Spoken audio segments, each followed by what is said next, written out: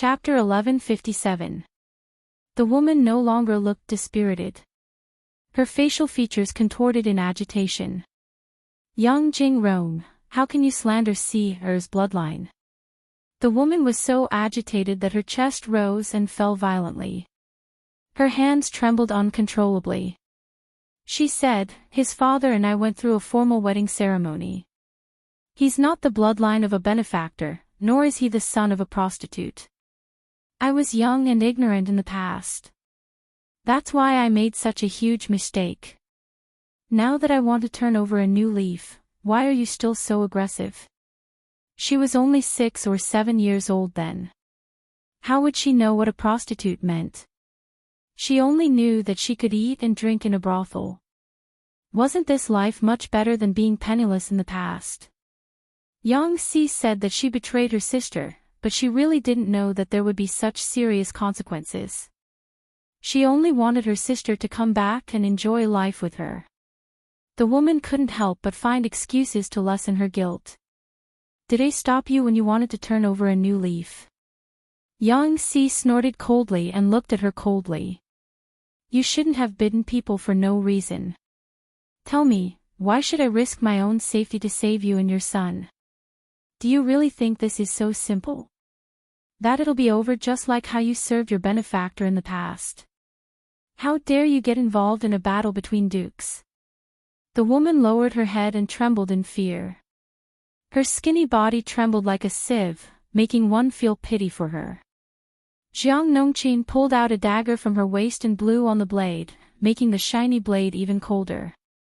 Military Advisor Yang, this woman is quite an eyesore.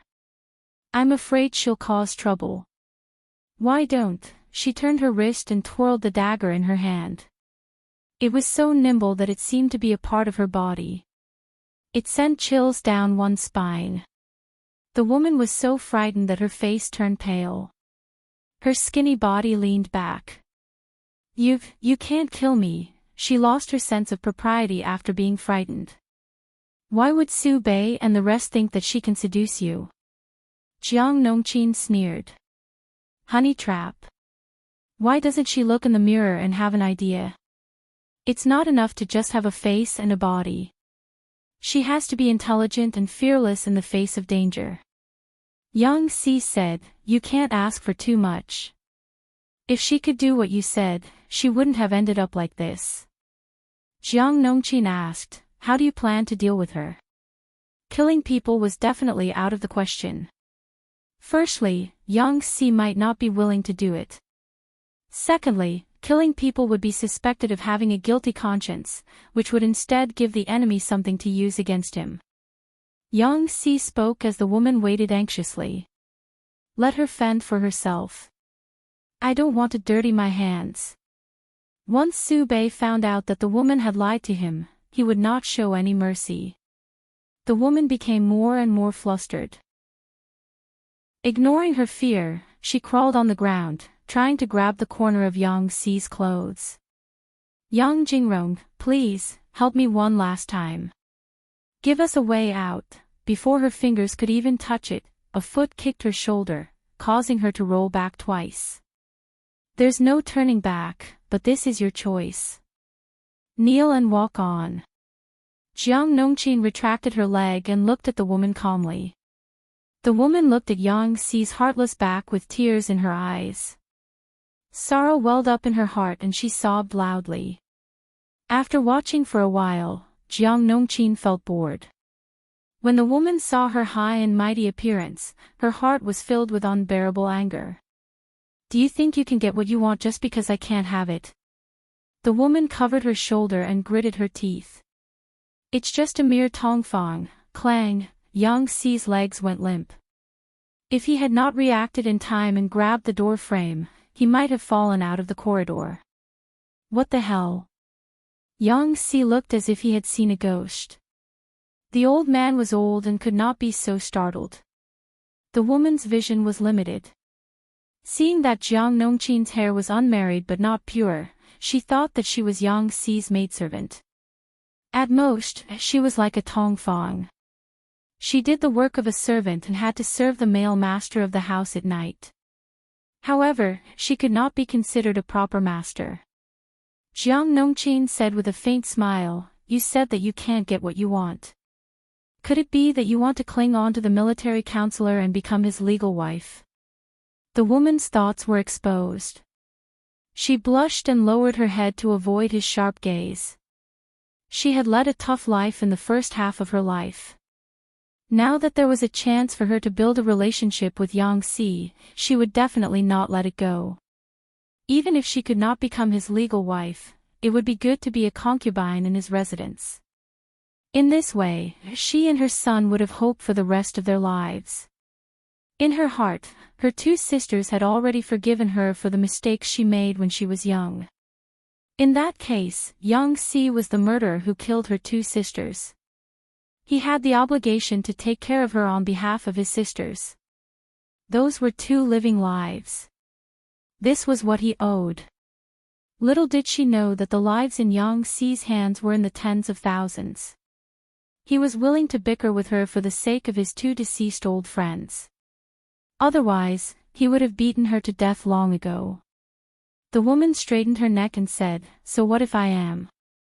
"Nothing, he's too old." Jiang Nongqin said, "He's too old to be a boy toy in the backyard." Yang Si was speechless. If he had not held on to the door frame, he might have fallen to the ground. Jiang Nongqin turned to look at Yang Si.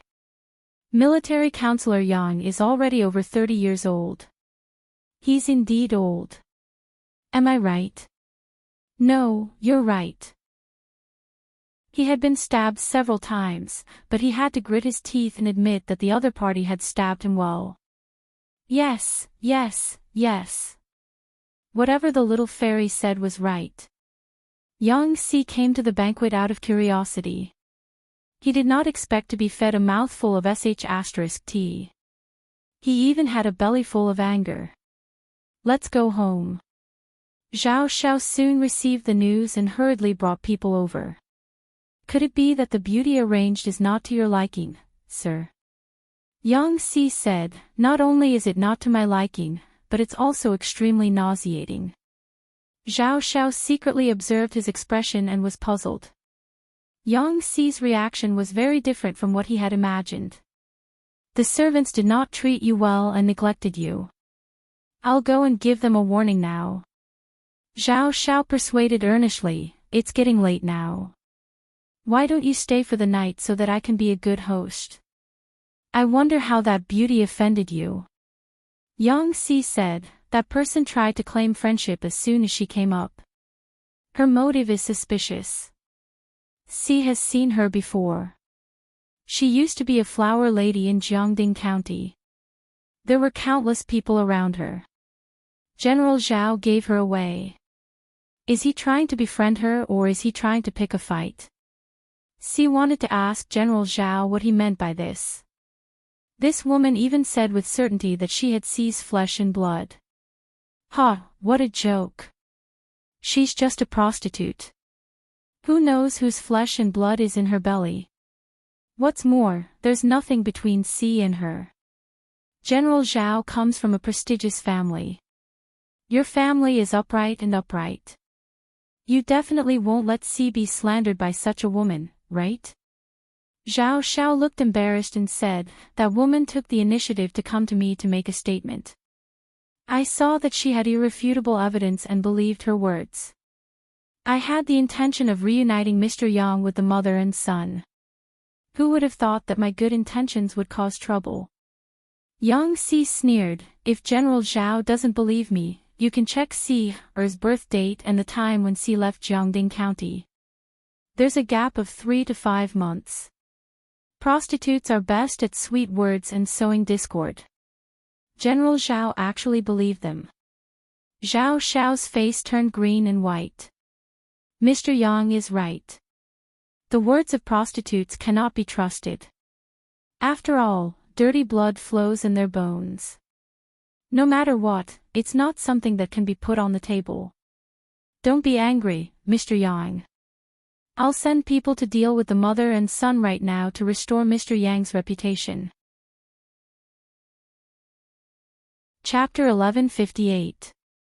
Zhao Xiao seemed to have realized Yang Xi's abnormality. He suddenly patted his forehead and smiled apologetically at him. Mr. Yang, I didn't mean to target you with those words just now. Please don't take it to heart. Zhao Xiao hated Yang Xi very much. It was not that Yang Xi had offended him. In fact, it was his first time meeting Yang Xi. He had only heard of his name before. However, Yang Xi was born in a lowly family. He was the son of a prostitute. Who knew who his father was? To put it bluntly, any man could sleep with Yang Xi's mother with a little money. Wasn't that disgusting? Zhao Xiao even thought that if Yang Xi's mother was still alive and he gave her some money to serve another man in front of her son, would she do it? As a son, would Yang Xi commit suicide out of shame and anger? How humiliating and mocking would that be? The blood flowing in Yang Xi's bones was the original sin. He was just the son of a prostitute. Instead of staying in a brothel and being a pimp to be ordered around, he dressed like a scholar and came out to be an eyesore. Every time Zhao Xiao thought about it, he felt extremely disgusted. What right did he have to be treated as a guest of honor and drink with him? Being in the same room, Zhao Xiao disliked Yang Xi for dirtying the air. Suppressing this disgust, Zhao Xiao used the mother and son as a raft to humiliate Yang Xi indirectly. He suddenly felt carefree. Yang Xi was still indifferent. However, Jiang Nongqin, who was not far away, felt her hands itching. She wanted to put her hand on the dagger at her waist several times. It's okay. Yang Xi looked calm and said with a smile, I just heard someone's words and felt that they made sense. Since there is no way back, you have to move forward even if you have to kneel. This is the general principle. This is the sin that I've committed with my own hands. I have to swallow this bitter fruit even if I cry. Zhao Xiao thought about it and suddenly realized that Yang Xi was also mocking him. What do you mean, Mr. Yang? He pretended not to know. I heard that when General Zhao was young, you had some disagreements with the late commandant of Dongmen County, Yang Jian. Yang Xi had a faint smile on his face as he coldly observed Zhao Xiao's unnatural expression. I heard that Commandant Yang Jian didn't die of a sudden illness.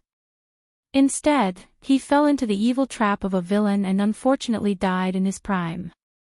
Commandant Yang Jian had a great reputation in Zhangzhou, and my master even had an alliance with him. When he was suddenly informed of his death, he was saddened for a long time, and he said that the world lost another loyal and valiant general. The Buddha speaks of karma. That villain who poisoned me should die a horrible death, right? Zhao Xiao's face was livid, and his eyes were wide open from hatred and killing intent, almost to the point of splitting. Yang Xi's eyes were slightly closed, and he still looked calm and collected. It was a pain in the ass. Fortunately, although Commandant Yang Jian is dead, his legacy has not been lost. His only son, Yang Tao, was now an outstanding talent. He was so filial to his late father, how could he easily let go of the enemy who killed his father? When his wings are full and he catches the villain who poisoned him. Yang Xi glanced at Zhao Xiao and sneered.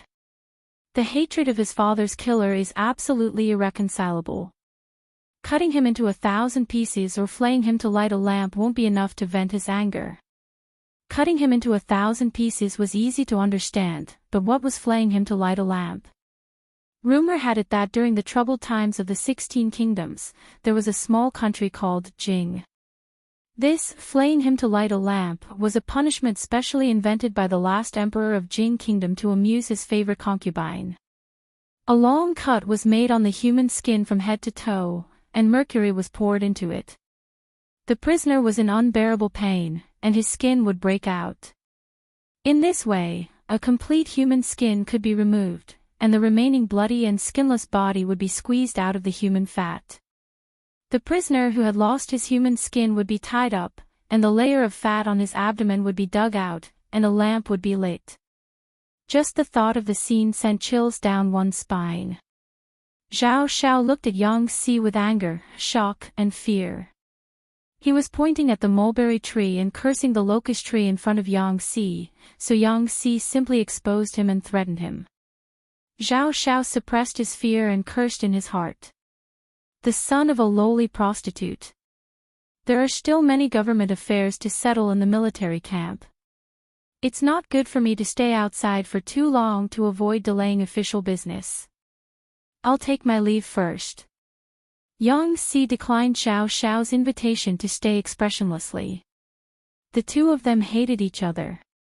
What else could they do if they stayed behind other than to hurt each other? Zhao Xiao had no choice but to let them go. Jiang Nongqin boarded the horse carriage and looked at Yang Si, who was sitting in the carriage with his eyes closed.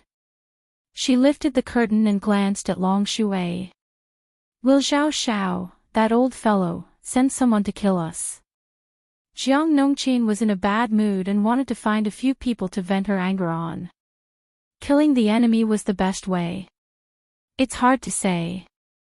He wants to settle things once and for all, but he can't get past Su Bei. Su Bei was a person who wanted to save face and suffered. He was always acting like an aristocratic family, so it was impossible for him to lower his status and ambush Yang Si. Jiang Nongqin said, I shouldn't have come today. I didn't get any useful information, and instead, I suffered a bellyful of anger. She really wanted to twist Zhao Xiao's head off and kick it like a ball. Yang Si glanced at Jiang Nongqin from the corner of his eyes and laughed. What's Field Officer Jiang angry about? Jiang Nongqin raised her eyebrows and asked, Military Advisor Yang, aren't you angry at all? Humans have 7 emotions and 6 desires. Yang Si is just an ordinary person, how can he be immune? It's impossible for him not to be angry, but what can he do even if he's angry? Yang Si sneered, a cold glint flashing in his eyes. Saints also say that when heaven is about to bestow a great responsibility on a man, he must first suffer his will, tire his muscles and bones, starve his skin, and empty his body. So what if he's arrogant? The one who stands at the end is the winner. So what if he's the son of a prostitute? One day, I'll make these people bend their knees and bend their waists, lower their heads, and break their proud and unyielding character. As she spoke, Jiang Nongqin saw Yang Si gripping the corner of the table so tightly that his fingers almost dug into the table. Some people became more and more timid when faced with the malice and attacks of the entire world, until they lost the courage to live. However, Yang Si was different. The more others slandered him, humiliated him, mocked him, belittled him, despised him, and hated him, the more he wanted to live freely. His weakness could not be exchanged for the sympathy and pity of others. It would only become a weakness that his enemies could use to ridicule and belittle him. In that situation just now, if the military counselor had given the order, I would have definitely taken the head of the old thief, Zhao Xiao. In Jiang Nongqin's opinion, these weak scholars were all treasures, little princesses that needed to be pampered and pampered. Yang Si said, No, we can't do that. Zhao Xiao is still useful. Jiang Nongqin was surprised. What's the use of that old thief? Yang Tao has been expanding his power in Nanxing. Now, he has become an opponent that can't be ignored.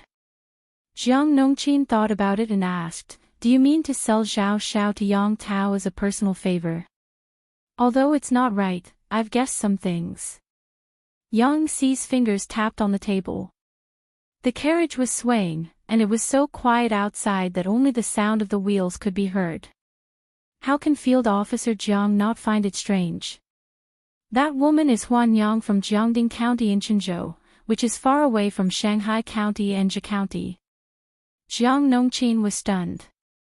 She really didn't think of this. Qinzhou is Huang Song's territory. According to that woman, she killed her husband with her own hands and was facing the death penalty.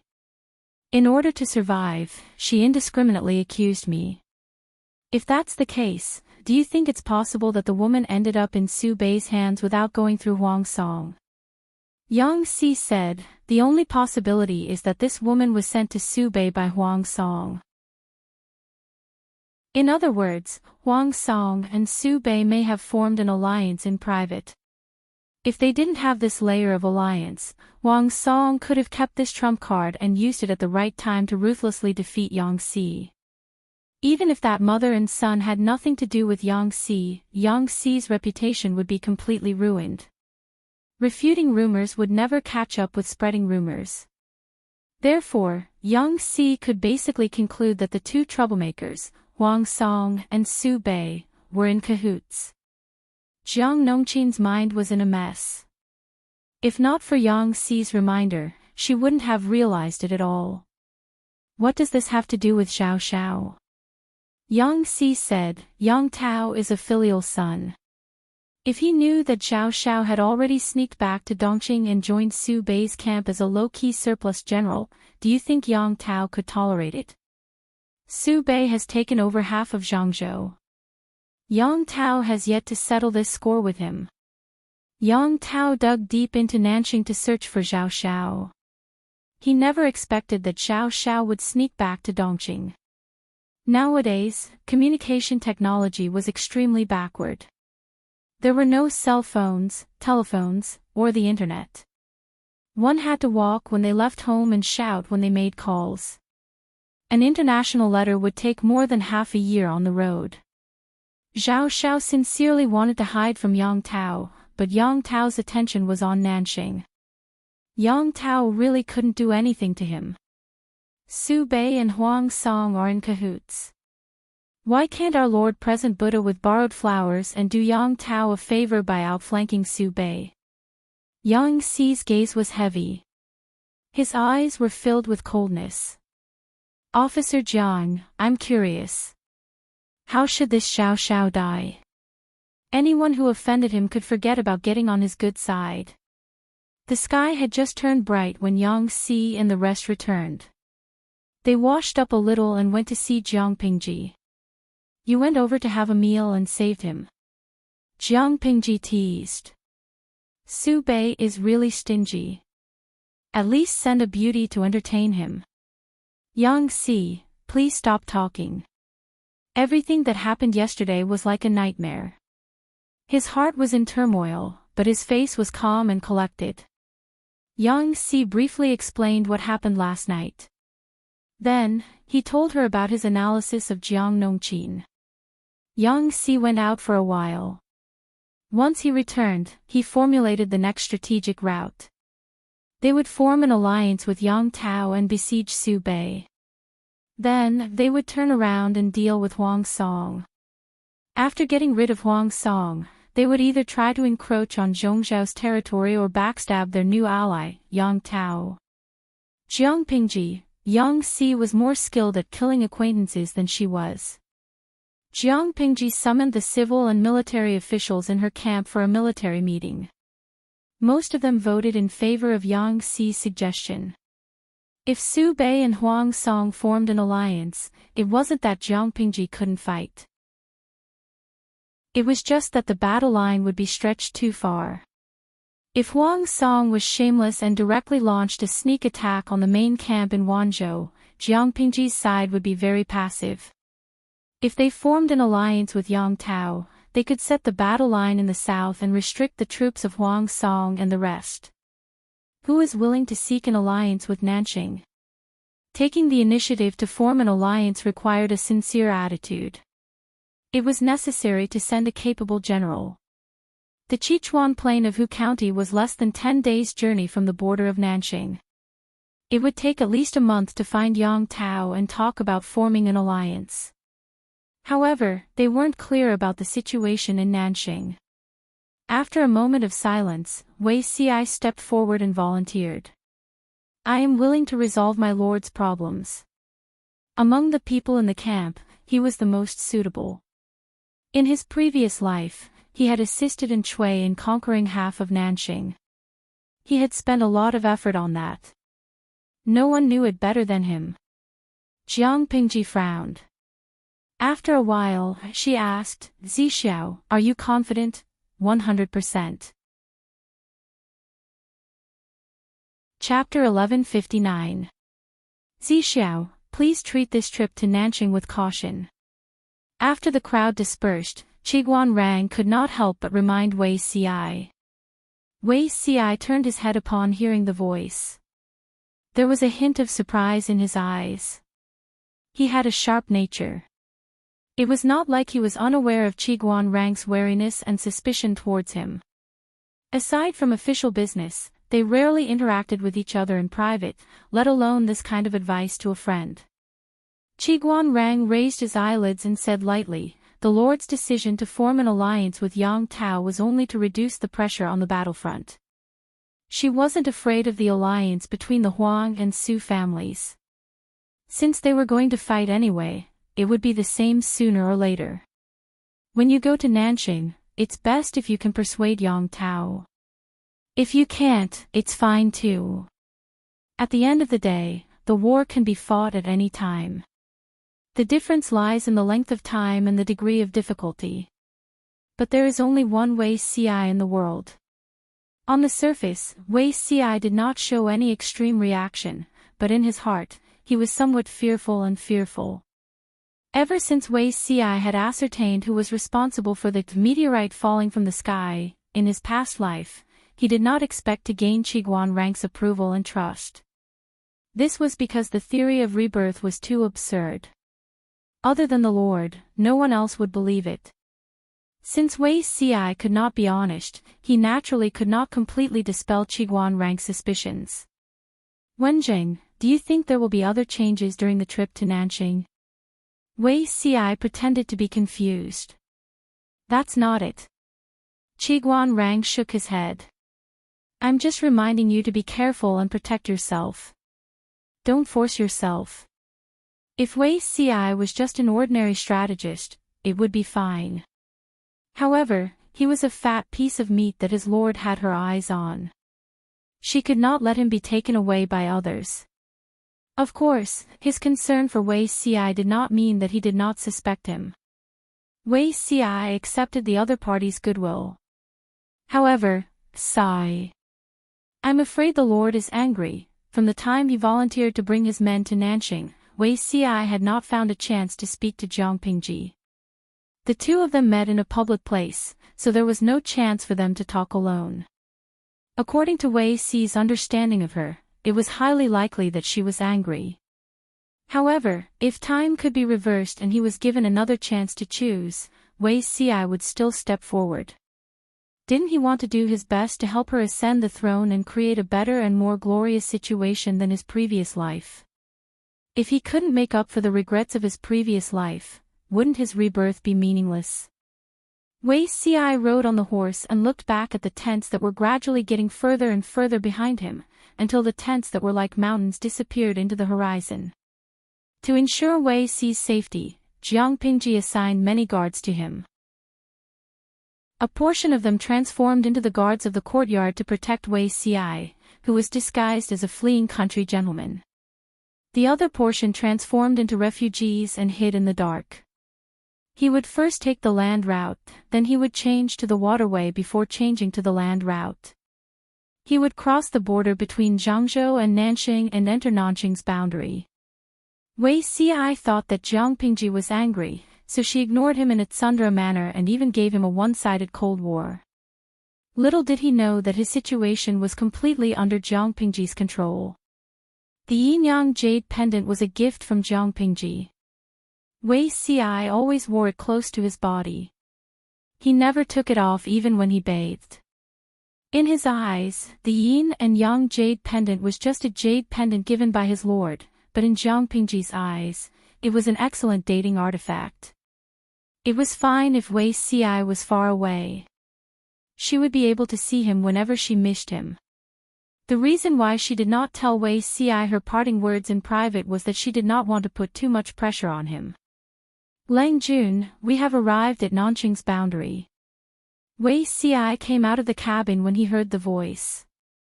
The scenery of the lake and mountains before him was mesmerizing. It was a vast expanse of blue, and the lush green mountains were falling backward. Nanjing was much warmer than Dongqing. When summer came, the scorching sun shone on the earth. Occasionally, there would be continuous rain. Half a month ago, he was still wearing his spring clothes. When he arrived at Nanxing, he immediately changed into a summer shirt made of light material. This is Xuanjiang River. Wei Ci looked at the familiar scenery and suddenly felt like he had traveled through time. It was as if he had returned to the time when he accompanied Enchui to Nanxing. It was the season when the river water flowed rapidly. The ships heading south almost did not need boatmen to paddle. They could travel 1,000 miles in a day. The wind from the ships blew against their faces. I didn't expect to have a chance to return in this lifetime. There was no one around. Wei Ci murmured.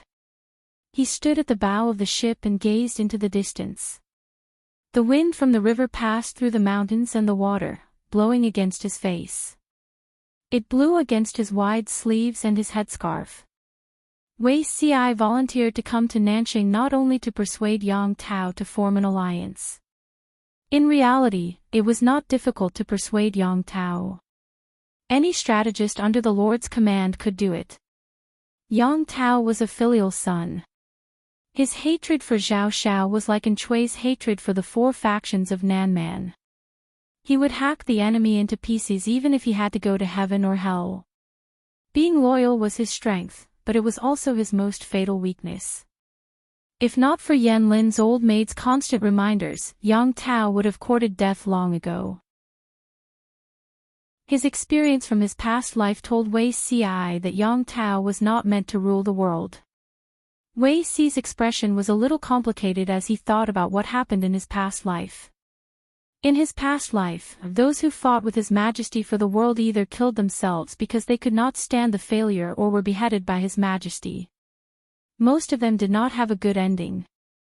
It was not that His Majesty could not tolerate them. On the contrary, these feudal vassals had been raised by the chaos of the world. How could they be willing to be under someone else when the world was at peace? They always had various concerns.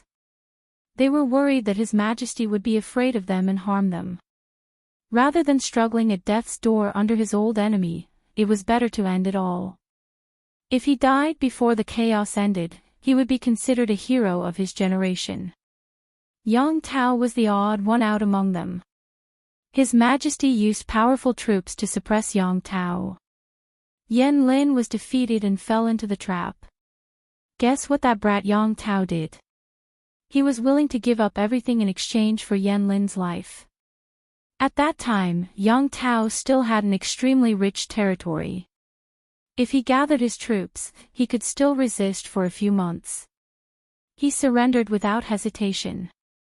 Yan Lin was so angry that he picked up his weapon and hammered Yang Tao. Wei Ci really wanted to cry out for His Majesty. His Majesty was not a narrow-minded person. In his past life, when Yang Tao surrendered, His Majesty did not make things difficult for his family. He even gave him the important task of leading troops to conquer the world. After the Jiang dynasty was founded, Yang Tao was conferred the title of nobility. Although it was not hereditary, as long as his descendants were successful, at least his family would be able to gain a foothold in the court. That was not all. He was also one of the 10 generals who entered the Golden Scale Pavilion. If the title of nobility was a little exaggerated and somewhat comforting, then entering the Golden Scale Pavilion was a real military achievement. Of course, the Golden Scale Pavilion in his past life was not the Golden Scale Pavilion of today.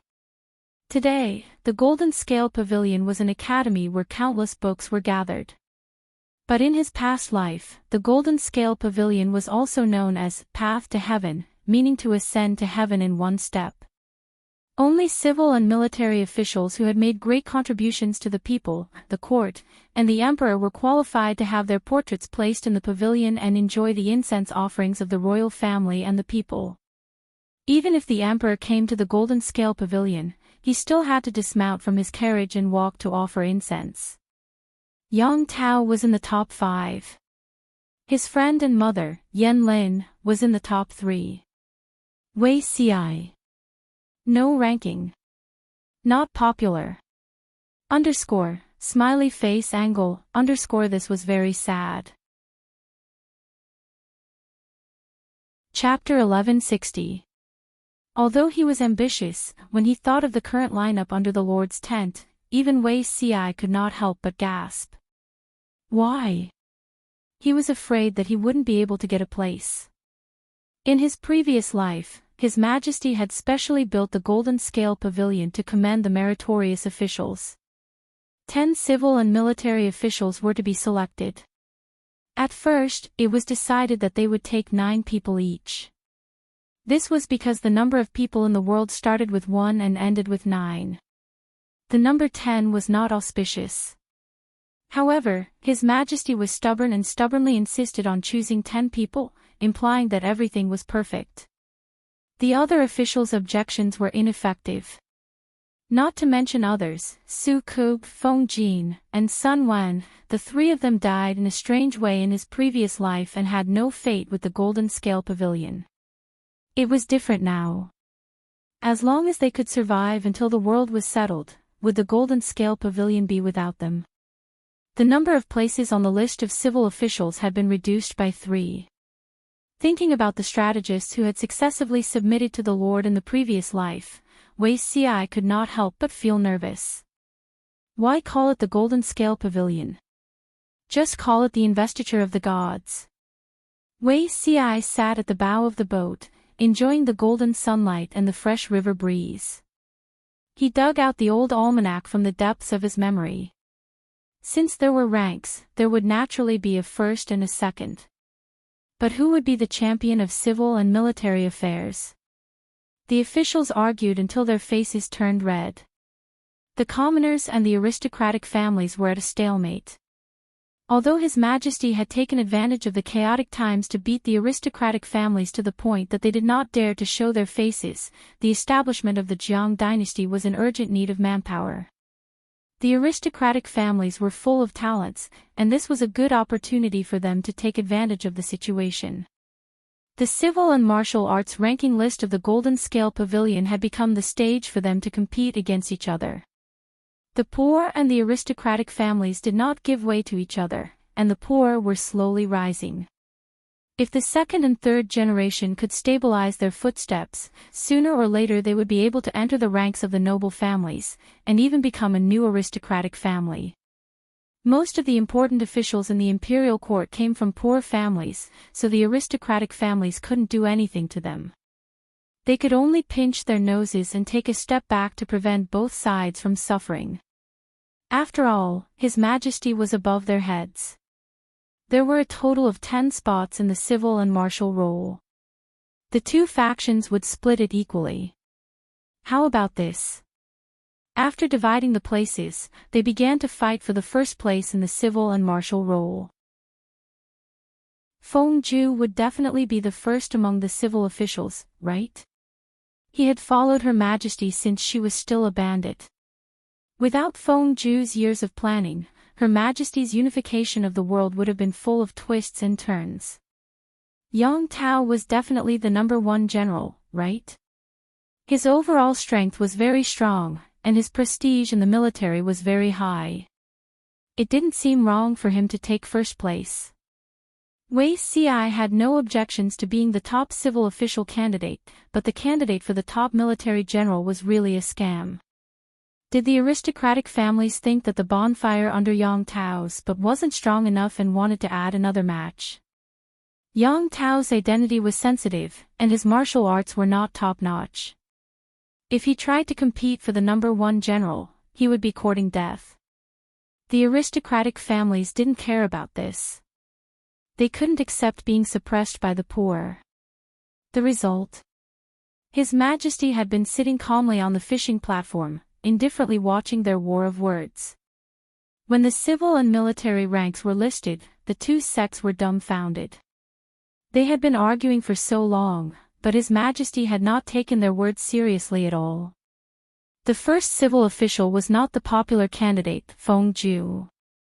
Instead, it was Qiguan Rang, who came from a humble background and kept a low profile. Feng Ju was the second. This was something that even Wei Ci had not expected. If he remembered correctly, he clearly remembered that His Majesty had placed Feng Zhu's portrait first. The number one general was Fu Wang, a fellow who was criticized by the outside world for having the ambition of a wolf. His birth was extremely low. 60% of the people from poor families were from poor families. It was an overwhelming victory. However, the poor did not have the last laugh. In addition to the civil and military roles, His Majesty had also set up the Heavenly Works role. Unlike the aristocratic families or poor families that relied on their families to form a group or were about to form a group, the Heavenly Works role was only for individuals. Regardless of man or woman, poor or young, as long as they could invent things that benefited the people, the national defense, and the country, they would contribute to the nation and benefit the world, they would all be on the roll. The country would come forward to promote their skills and would even give a portion of the profits to the individual. Although it was only a portion, the profits were enough to make all the merchants in the world jealous. The first bastard to be on the Heavenly Works roll had even taken a spot on the martial roll. He could be said to be a real winner in life. Wei Xi's trip to Nanjing this time was not only to persuade Yang Tao to form an alliance, but he also wanted to take that bastard away. This person was none other than the treasure that Wei Xi had found in his previous life, Bai Ning. He didn't believe that he wouldn't be able to coax that fellow to join in Chui's camp in his previous life. In this life, he wouldn't be able to do the same. Wei Xi carefully checked his memory and found that there was nothing missing.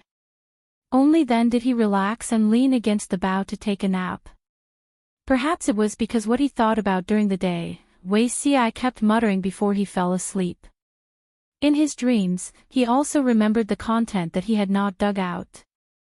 In his dreams, Wei Xi came to congratulate Bai Ning and congratulated him for making 2 rolls. However, the other party twirled his white beard. There was no joy on his face. Instead, he looked depressed. Sigh, Zixiao. Among the visitors who came today, you are the only one who feels the most comfortable. It's just to congratulate you, nothing else. The other party looked at the fish pond under the corridor and said gloomily, I was born in a poor family. Naturally, I also want to compete with the aristocratic families in the court and fight for a way out for the vast number of scholars from poor families, but the person above us is really frightening. If it wasn't for His Majesty not allowing it, I really want to retire so that I don't have to be a rat in a bellows and be bullied by both sides. As a popular person, he had received olive branches from both factions. However, Bai Ning, who knew the inside story, did not want to get involved. Hence, he was worried. What do you mean? The other party asked mysteriously, how do you think I got on the Heavenly Craftsman roll? Wei Xi said, naturally, it's because I offered the secret recipe for gunpowder and firearms, strengthened the national defense, and contributed to the country. The other party chuckled and shook his head continuously. No, no, no. It's just because His Majesty likes me. Maybe it's because of you. Wei Xi was about to ask in detail when Bai Ning said earnestly, when the poor and the aristocratic families fight, both sides will suffer. No matter how they fight, can they escape from His Majesty's palm? To put it bluntly, even if His Majesty is a distinguished guest, as long as the royal bloodline is still there and the Heavenly Craftsman role is still there, both factions are just toys in the palm of the Emperor's hand. Zixiao, don't get involved. Wei Xi smiled bitterly, I'm just a small figure. How can I get involved in the battle between the gods? He had completely lost hope after the meteorite that fell from the sky a while ago. Well, if you think so, I have nothing to say. Bai Ning seemed to think of something and said, previously, you supported the Wei family. The Wei family used the tiger's skin to flaunt their strength and offended many people intentionally or unintentionally. Now that the situation is tense, the aristocratic families don't dare to go too far. You took the opportunity to lie low, which can be considered a good strategy for self-protection. Once the 3 roles of civil, martial, and heavenly craftsmen are out, the mad dogs that bit you previously stopped. Then Bai Ning rambled on and on. Wei Si listened carelessly at that time, drinking cup after cup of sake into his stomach. He could not remember what Bai Ning said, but it was very clear in the dream. Her Majesty can put whoever she wants on the heavenly crafts ranking. She'll throw you a prescription and let you take advantage of it for free and put on a show with her. With a whoosh, you'll be able to enter the imperial court even though you're just a commoner. This speed is even faster than ascension. To put it bluntly, the aristocratic families and the poor fight back and forth for the sake of benefits. The accumulation of generations is not as good as the rewards from His Majesty. Sigh, the more I think about it, the more I feel that the water is too deep. It's better to go back to my hometown and continue to sell firecrackers. What's the use of fighting between the poor and aristocratic families, Zixiao, don't you think so? The aristocratic families referred to noble families that had been officials for generations. In the era when the dissemination of books and education was difficult, they occupied a lot of resources. After generations of accumulation, they educated countless talents. The educated talents could also consolidate the family's interests, accumulate more resources, and make the entire interest group indestructible. In the end, the success of the aristocratic families lay in their rich capital, which allowed them to stand higher than others. If life was a competition, the poor were born at the starting point, while the aristocratic families were born at the halfway point or even the end. But, no matter how many resources the aristocratic families controlled, no matter how rich their heritage was, they were still limited by the development of the times. While everyone fought with cold weapons and on horseback, His Majesty could take out the recipe for gunpowder and more and give it to any trusted confidant. A small recipe, coupled with His Majesty's secret support, could instantly give birth to another rising force, disrupting the rhythm of the poor and aristocratic families. If they could not keep up with the pace of the times, regardless of whether they were aristocratic or poor, they would eventually be abandoned by the times. It was like flying a kite. The person who controlled the reel was His Majesty. How high and how far the kite flew was all in her control. Bai Ning always thought that His Majesty would go overboard, but it turned out that the people who went overboard were the aristocratic families and poor families. They were led by the nose and did not know it. Wei Si clearly realized that he was dreaming, and the content was a memory deep in his mind. He remembered clearly that he visited Bai Ning that day, but he was depressed and unable to calm down. He also wanted to enter the civil officials list, but it was a delusion. When Bai Ning took out good wine to entertain him, Wei Si drank a lot out of depression and did not understand what Bai Ning said. But now he dreamed of it. In the dream, he was muddle-headed, but he heard it clearly. Like a sudden clap of thunder, the scattered clues gradually pieced together. His Majesty, Wei Si was shocked and suddenly opened his eyes.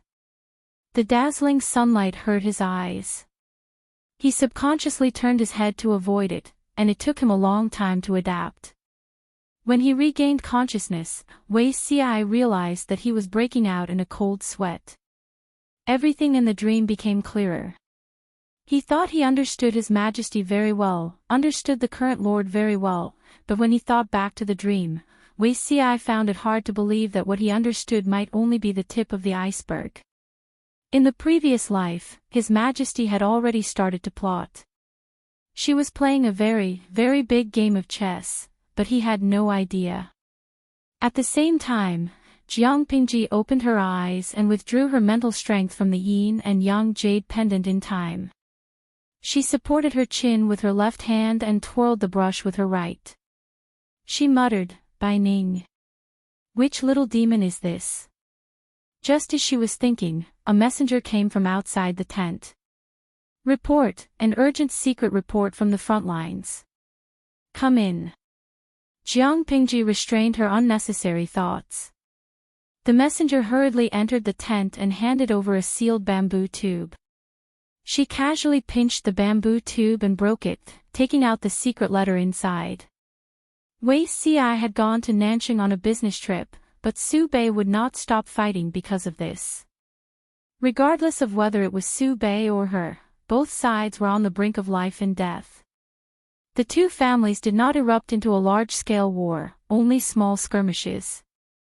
For example, when they attacked a small district, you retreated and I advanced, I retreated and you advanced. Gentle was like flirting. Jiang Pingji knew what Su Bei was waiting for. He was waiting for Huang Song to send troops.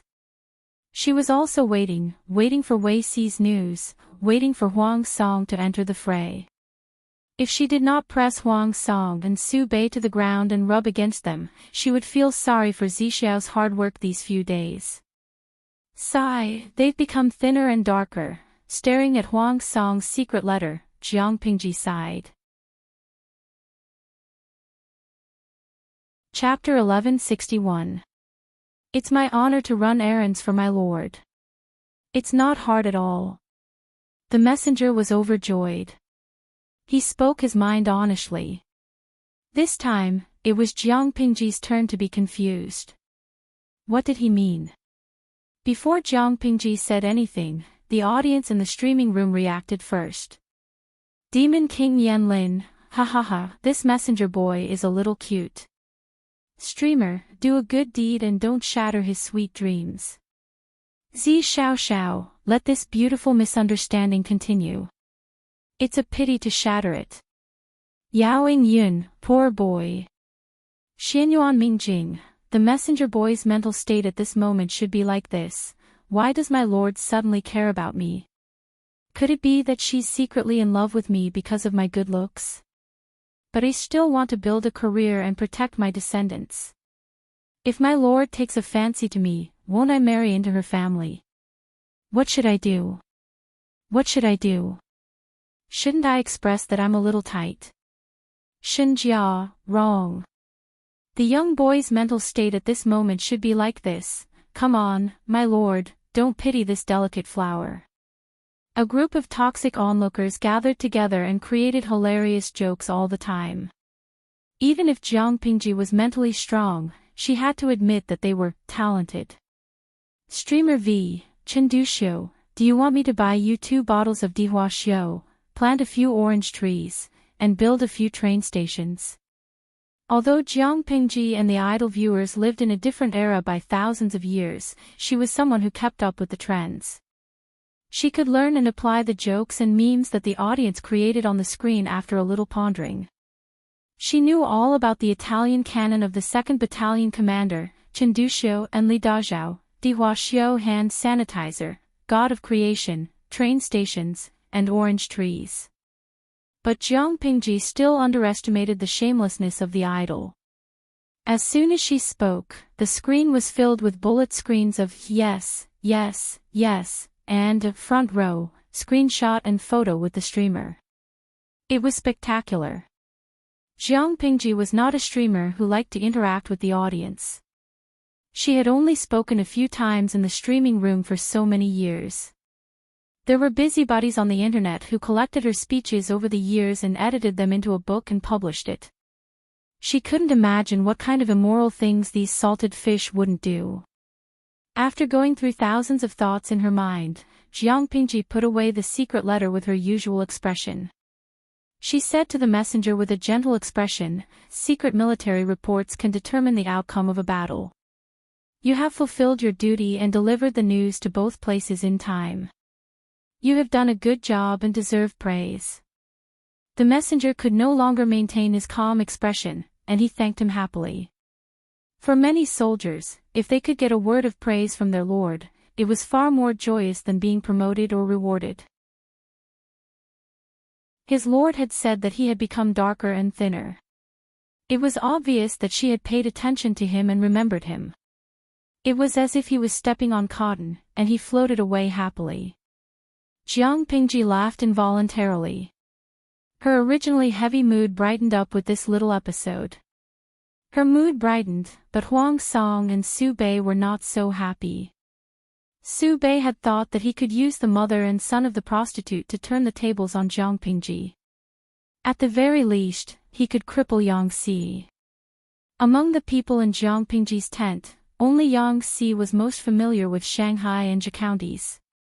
If Yangtze was crippled, the pressure on Su Bei's side would be greatly alleviated.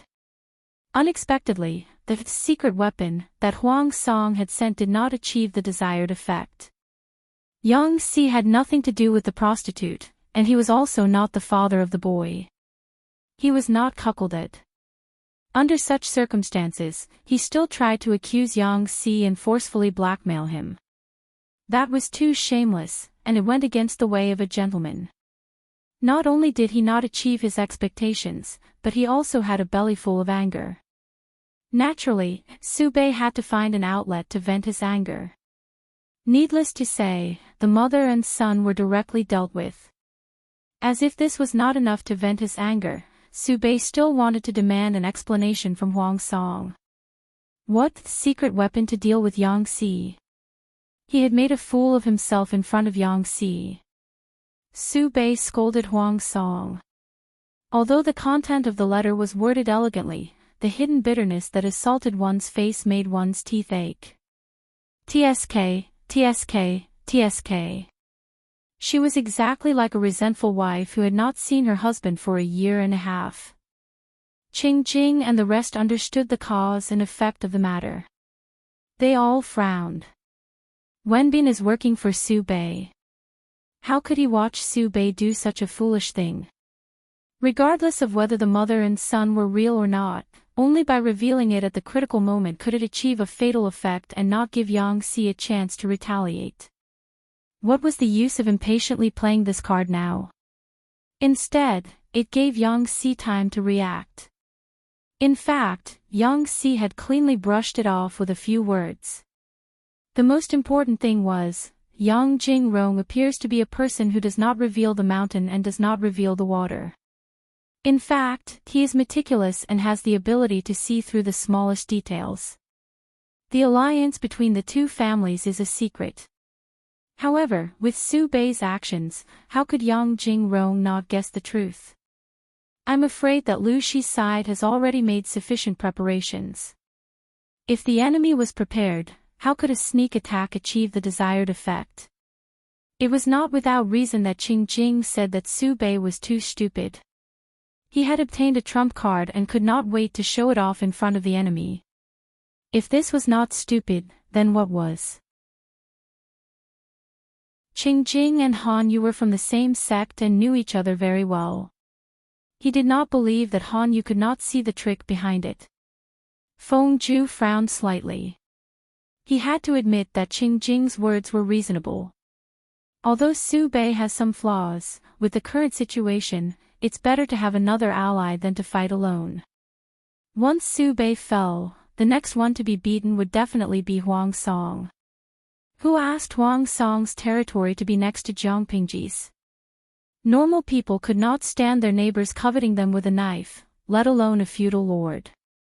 If Su Bei was slightly stronger, Huang Song could wait for him and Jiangpingji to fight until both sides were injured and then reap the benefits. However, they had overestimated Su Bei. Under such circumstances, only the Huang and Su families working together could create the safest situation.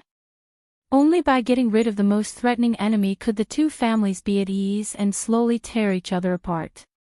At the same time, Wei Xiai arrived at his destination. The current Yang Tao was no longer a nobody watching the big shots fight for the world. He had also grown into a colossus in the eyes of others. His influence in Dongqing only covered half of Zhangzhou, but his territory in Nanqing included 1 province and 4 counties.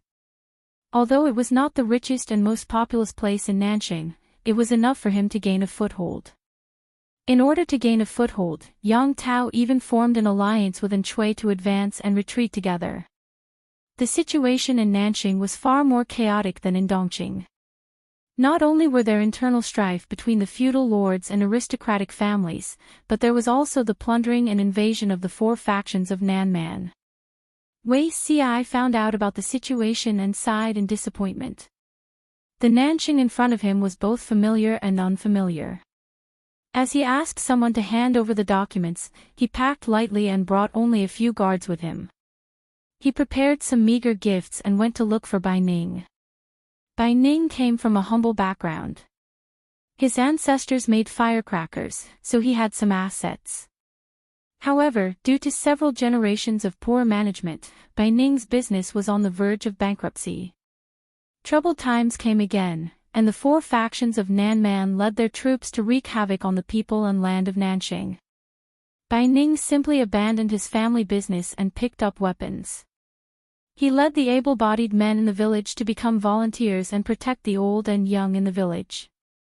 Bai Ning's business was not doing well, but he had a reputation as a chivalrous man. Wei Xi did not know if Bai Ning had been recruited by other forces, so he could only try his luck. As soon as he arrived in Pingjun, Wei Xi knew that this trip might be fruitful. Chapter 1162. We've already eaten and drunk. Old man, you should get to work. Bai Ning was shirtless with his trousers rolled up. He grabbed a handful of fodder and stuffed it into the mule's mouth. The mule turned its face away in disgust. The weather was hot, and the air was filled with impatience. Bai Ning was not a patient person. He tried to persuade the mule, but the mule still refused to carry its food. His temper flared up. You beast, could it be that you want to be skinned and your bones pulled out to be roasted as donkey meat? Bai Ning threatened the mule. The mule was still indifferent. He rolled his eyes and snorted coldly. He twisted his body and pointed his butt at Bai Ning. Bai Ning was about to get angry when Wei Xi stepped forward with a smile. Are you Hero Bai? Bai Ning heard someone calling him. He temporarily put aside the idea of arguing with the mule and turned to look at the person. It's rare to see such a delicate person in this world. Bai Ning threw away the fodder in his hand, stroked the beard on his face, and cracked a smile. Judging from your accent, you don't sound like a local, and you don't look like someone who was robbed by bandits to seek justice. Bai Ning was 39 years old. He was considered to be in his prime. His exposed chest was strong and firm, and there was a layer of sweat on his surface. Wei Xi calmly stopped the guards who were about to step forward. He looked at Bai Ning with a smile. I'm indeed a foreigner. I heard that Hero Bai had settled down here, so I prepared a small gift and came to visit. If I've offended you in any way, I hope you can forgive me. Bai Ning felt uncomfortable when he heard this. He was an uncouth man. The neighbors he came in contact with were also uncouth. He rarely interacted with scholars. He saw that Wei Xi's clothes were neat and tidy, but he was bare-chested. His thick pants were tied at his waist with a hemp rope. However, Bai Ning was also a thick-skinned person. His bronze-colored skin did not show the slightest bit of embarrassment. Oh, so you're looking for me. Bai Ning looked at Wei Xi with a faint smile, sizing him up from his feet to his head. His eyes flashed with satisfaction. Bai Ning casually pulled over a bench, sat down, crossed his long legs, and looked like a rascal. He patted the other corner of the bench with his right hand. Don't beat around the bush, just say what you want to say. Come, young lad, sit down and talk. When Wei Xi saw this familiar scene, he could not help but secretly laugh. Bai Ning had done the same thing in his previous life. At that time, Wei Xi felt that this person was rude and disgraceful, but due to his upbringing, he did not say anything. Not only did he not feel offended by meeting an old friend in this life, he even found it a little interesting. Moreover, Bai Ning was 39 this year. He was much older than Wei Xi and could barely be considered as part of his father's generation. It would be impolite to refuse. It was Bai Ning's turn to feel uncomfortable. Bai Ning's temperament was like this. If you were unreasonable to him, he would be even more unreasonable. If you were to soften, he wouldn't be able to be unreasonable at all. Tell me the truth. What are you doing in a remote and desolate place? Wei Xi smiled and said, Didn't I say it just now? Xi has specially come to look for Hero Bai. Bai Ning didn't believe this. Outsiders called him Hero Bai because he led the youths in the countryside to repel the bandits and maintain the peace of the region, earning himself a good reputation. Bai Ning knew that this could only be regarded as a small quarrel. How could it provoke a gentleman like Wei Xi in front of him? Then why are you looking for me? Bai Ning looked at Wei Xi's appearance and then thought of his own. Bai Ning, who had always been casual and sloppy, felt goosebumps all over his body. Wei Xi said, "Of course it's to recruit Hero Bai, so that a bright pearl will not be covered in dust." Bai Ning was startled and couldn't help but pick his ear with his little finger. "What did you say? A bright pearl will be covered in dust?" Has the brain of this fool in front of him been cracked open? I'm just a boorish man. I only have strength but no other skills. Bai Ning rubbed his hands awkwardly and stood up suddenly. He grabbed the reins hanging on the mule and tightened his muscles all over his body. He looked rather frightened. "You should find someone else for this matter." "Hero Bai, why are you so modest?" Wei Xi said, "If you have no talent, how can you resist thousands of thugs with just a few hundred youths in the countryside?" A few years ago, the southern barbarians wreaked havoc, and Peng County also fell under the tyranny of the barbarians. Only this place is still considered peaceful. Don't tell me that there aren't any heroes here. Heroes say that they have no talent and incompetence, but when it comes to arranging troops and formations, many old generals also sigh at their inferiority. When Wei Xi said this, Bai Ning was like a wild cat that had been provoked and his hair stood on end. There was a hint of fierceness in his eyes. Wei Xi continued, "Now that the world is in chaos, don't the heroes want to clear the Jade Universe? Being content in a corner will only cause a bright pearl to be covered in dust." Bai Ning dragged the mule and roared anxiously. "It's none of your business." Wei Xi followed closely and didn't force him. The poor mule still wanted to stay where it was, but Bai Ning's strength was too great. He could even lift a big cauldron of 3 or 4 stone at will, let alone this stubborn mule. The mule rubbed a long mark on the ground. In the end, it couldn't bear it anymore and took the initiative to follow Wei Xi. Wei Xi followed Bai Ning all the way to his house. Bai Ning's ancestors sold firecrackers and could barely be considered well off. Unfortunately, the past 2 generations were not good at managing the business. Bai Ning was already very poor and could barely make ends meet. In order to support his family, Bai Ning often went hunting in the mountains and earned more money than selling firecrackers. After Wei Xi recruited Bai Ning in his previous life, he heard him talk about his youth. When Bai Ning was young, he saved a crippled old general who had become a beggar. His martial arts and military tactics were all taught by the general. Bai Ning was not successful in business, but he was very talented in martial arts, far more outstanding than the old general. However, Bai Ning came from a humble background and was worried about his old parents at home, so he never joined the army. This dragged on until he was middle-aged and the world was in chaos. "This is my house, get out." When Bai Ning saw Wei Xi following him, he grabbed the fence of his house and used his sturdy body to block the way. Wei Xi laughed. Xie observed the stars and calculated with his fingers. "I found out that Hero Bai's teacher is the former Tiger General of Nanxing, Gu Chun. Is that true?" Bai Ning's expression froze and his large eyes widened. "That's not true. I don't know any Gu Chun or Gu Xia. Hero Bai, don't be anxious. Nanxing has already been destroyed. Even if the matter of General Gu Chun is known, it won't bring Hero Bai a fatal disaster." Gu Chun. This was what Wei Xi deduced after careful research in his previous life and was later confirmed by Bai Ning. During the last years of Nanxing, the army was conscripted to suppress the 4 factions of Nanman. The Tiger General Gu Chun made many contributions. Gu Chun was loyal to the emperor and had a straightforward and unyielding character. He offended many nobles and aristocratic families.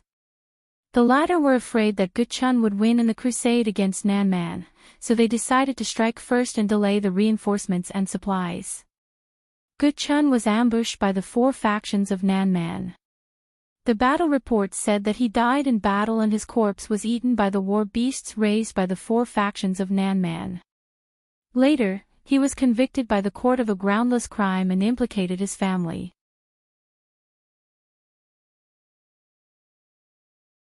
Chapter 1163. What are you waiting for? Get straight to the point. What do you want? Bai Ning was so anxious that he didn't even speak Yiyan. Instead, he used Pingjuan's dialect. After he finished speaking, his face revealed an awkward expression. Bai Ning repeated each word in Yiyan. Child, if you have something to say, just say it. What do you want? Wei Ci had a faint smile on his face, as if he didn't see Bai Ning losing his composure. I'm sincerely inviting Hero Bai to come out of retirement. It's a pity that your talents are buried in the countryside. Bai Ning said again, are you bullying me because I'm not well educated? You liar. Go away, or I'll beat you up. Wei Ci was surprised. In his previous life, Bai Ning was also very resistant to coming out of retirement, but not as strongly as he was now. Lying to die. Wei Ci laughed.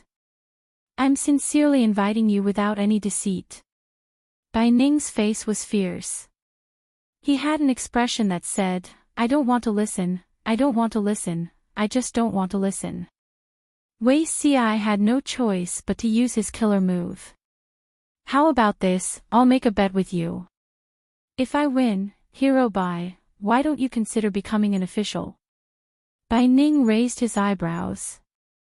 His raised beard swayed in the air. He said in a rough voice, what about you if you lose? Wei Ci said, I'll be at your disposal. Bai Ning clapped his hands and let go of the fence gate. He rubbed his palms excitedly. That's good. Then don't go back on your word. There's only one thing. I won't marry a wife, take a concubine, or marry into your family. As soon as Wei Ci said this, Bai Ning's excited expression stiffened, revealing an expression as if he had seen a ghost. Wei Ci smiled and said, although I don't have a wife or children, my heart belongs to someone. I'm afraid that Hero Bai's plan will fail. Bai Ning's voice changed. How do you know? Wei Ci said, I just said it. I observed the stars at night and calculated with my fingers. I know the big and small matters of the past 30 years. I'm not lying. In fact, Bai Ning had proposed marriage to Wei Ci in his previous life. Bai Ning had a daughter who was extremely ugly. She was over 23 years old and was still unmarried. She had been a virgin for a long time, but she was still unmarried. If it weren't for Bai Ning's protection in the countryside, the villagers would have been indebted to him. Otherwise, the rumors and slanders would have killed his daughter. In Wei Ci's previous life, Bai Ning's recruitment was delayed by 1 or 2 years. At that time, his daughter was not married yet, let alone in this life. What else do you know? I know a little. Wei Ci said, the content of the bet is simple. I will randomly calculate 2 things. If they are accurate, I will win. How about that? Bai Ning felt guilty, but Wei Ci did not look like a fortune teller who set up a stall on the streets. 15 minutes later, who is your lord? Bai Ning was also depressed. He was just a rough man from the countryside. How could he have imagined that there would be an immortal-like gentleman who would come to recruit him? Moreover, he even acted as if he was determined to win. Since when did he become so popular? Wei Ci smiled and said, my master is Lord Lanting of Dongqing, the governor of Wanzhou. My lord dispatched Ci Nan to discuss the matter of forming an alliance with Yang Tao. Ci Bandao heard of righteous Hero Bai's heroic act of protecting the village and was filled with admiration. Thus, he searched for you several times and personally came to invite you. Bai Ning was stunned. From Dongqing. Wei Xiai knew what he was hesitating about. Righteous hero Bai, Pingjun is the site of 3 wars.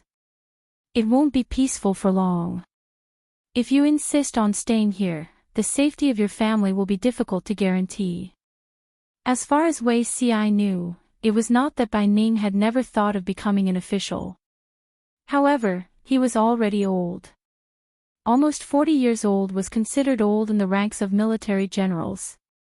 Moreover, he was of low birth.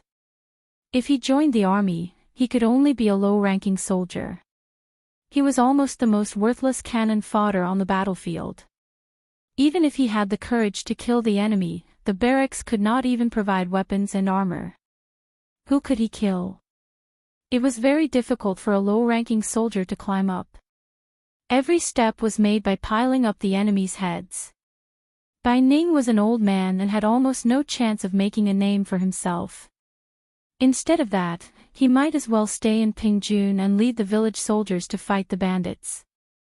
It was not that Bai Ning did not understand. Since the fall of Nanqing, Pingjun had changed more than 20 masters in a few years. There were fewer young adults and it was more difficult to survive.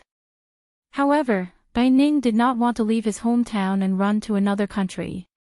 Let me think again. Although the bet did not force Bai Ning to join, Wei Xi's calculations were accurate. Bai Ning had to be cautious.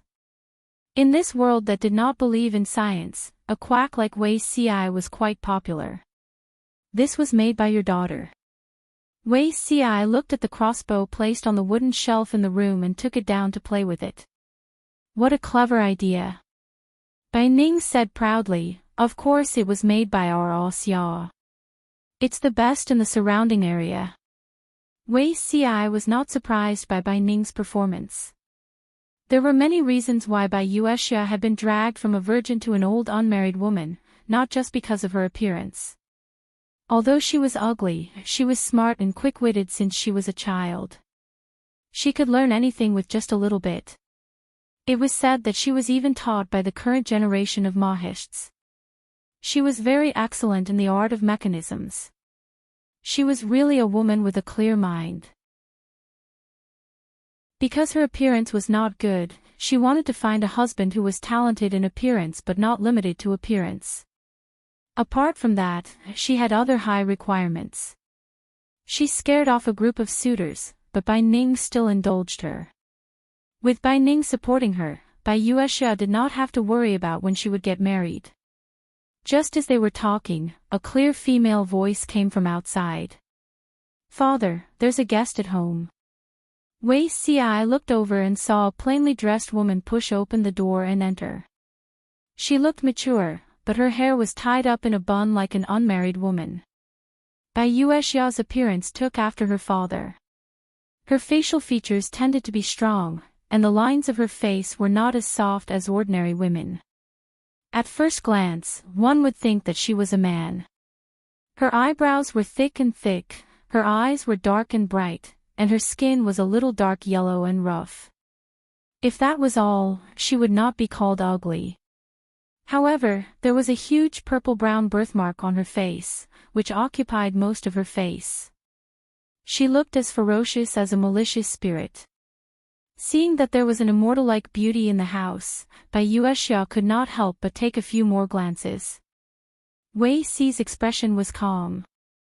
He was not frightened by her appearance at all, and there was no look of contempt in his eyes. This made Bai Yuexia unable to help but take a few more glances. This is a distinguished guest from Dongqing. Xia, go and make a pot of tea for the guest. Bai Yuexia bowed slightly and did as she was told. I wonder what brings this esteemed guest to my humble abode. Bai Ning said, he's here to persuade me to become an official, but I haven't decided yet. I want to hear Xia's opinion. A distinguished guest from Dongqing. Become an official. Bai Yuexia's hand that was making tea paused. She asked hesitantly, Sir, are you working for Lord Lanting? Bai Ning said, yes, that's what he said. Wei Xi laughed. Bai Nyingzi is very intelligent. You guessed correctly. There are only a few families in Dongqing. I was just guessing randomly. Bai Yuexia showed a rare look of embarrassment. She lowered her head shyly and said softly, I have also guessed others, but among the many families in Dongqing, only Lord Lanting does not care about family background and only uses talent. Bai Ning's family background was very low, but Wei Xi personally came to invite him. It seemed that only Jiang Pingji could do so. Bai Ning looked at his daughter as if he had seen a ghost. This shy little girl in front of him was really his daughter. Wei Xi was speechless. Wait. Chapter 1164. In his previous life, he and Bai Yuexia had not interacted much, but he knew that Bai Yuexia had a mysterious love and closeness for His Majesty. The way Bai Yuexia looked at His Majesty always made him unhappy. Now that he thought about it, that gaze contained not only reverence and worship, but also a deeper meaning. Wei Xi's expression did not change, but his heart was in turmoil. Bai Ning laughed.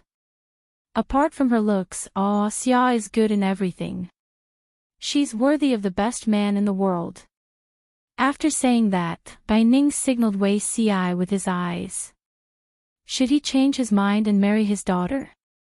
Wei Xi smiled awkwardly and said, Hero Bai is right. Lady Bai will definitely find the best husband in the future. If it was in the past, Wei Xi would definitely not be worried. Ever since he found out about his lord's background, he was a little confused.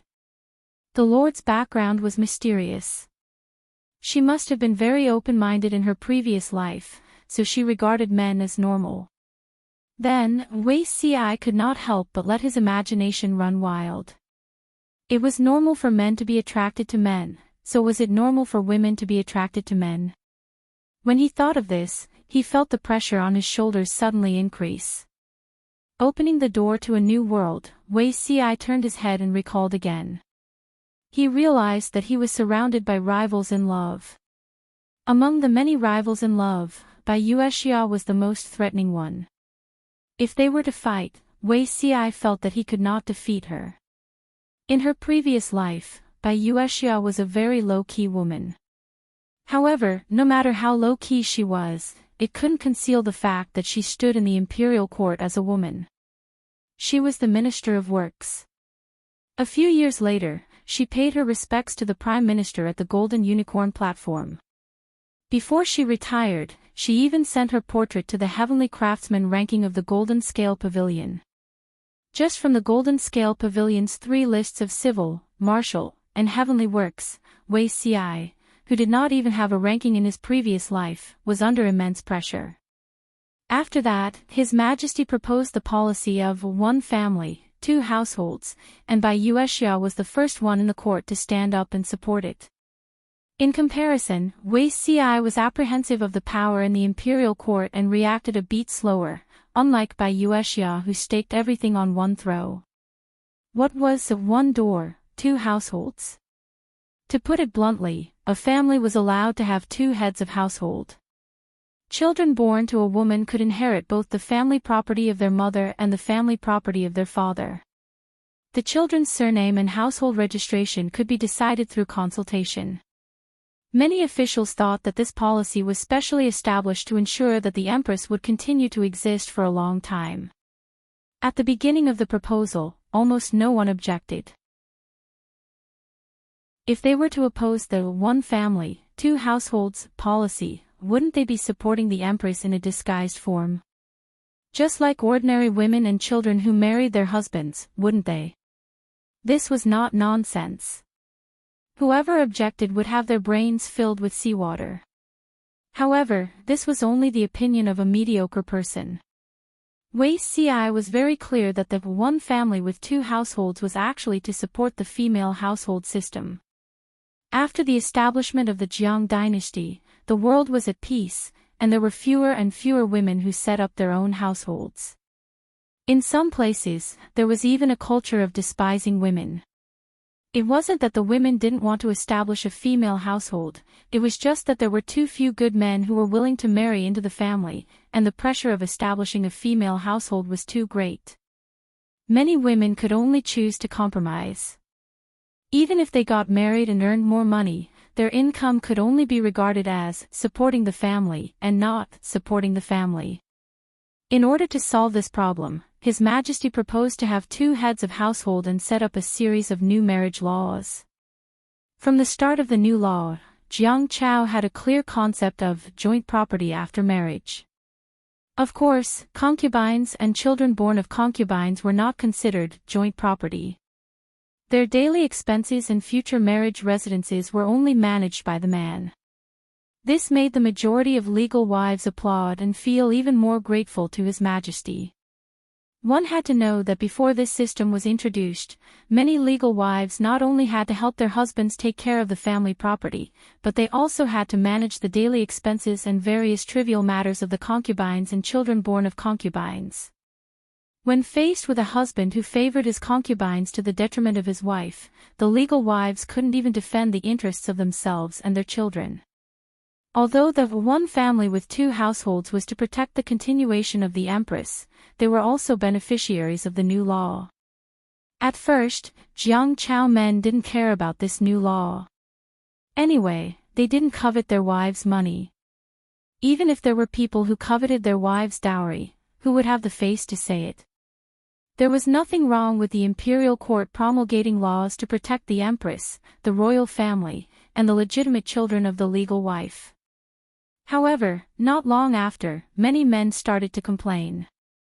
They couldn't stand this kind of grievance. There was a story that left a deep impression on Wei Ci. An official paid a high monthly salary to hire the legal wife to take care of the children born of concubines and a house full of concubines. That's right, the husband paid the legal wife to help take care of the concubines and children born of concubines.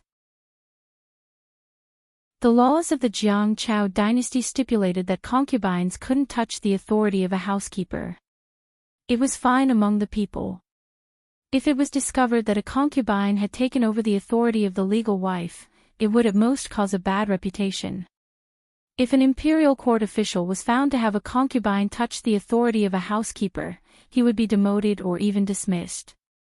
Cultivating one's moral character, managing one's family, governing the country, and bringing peace to the world. If even the house was in a mess, how could one be an official if one didn't understand the orthodoxy? If the legal wife didn't care about the concubines and children born of concubines, then the husband could only take care of them himself. During the day, he would go out to earn money and work. At night, he would come back to settle accounts and take care of the concubines' rouge, cosmetics, and cloth materials. The men couldn't take it anymore. Many court officials took advantage of this to make things difficult for them. Since ancient times, men took care of external affairs while women took care of internal affairs. Concubines and children born of concubines were also the responsibility of the legal wife.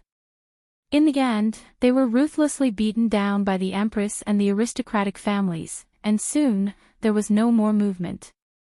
The Jiang Chao dynasty was newly established.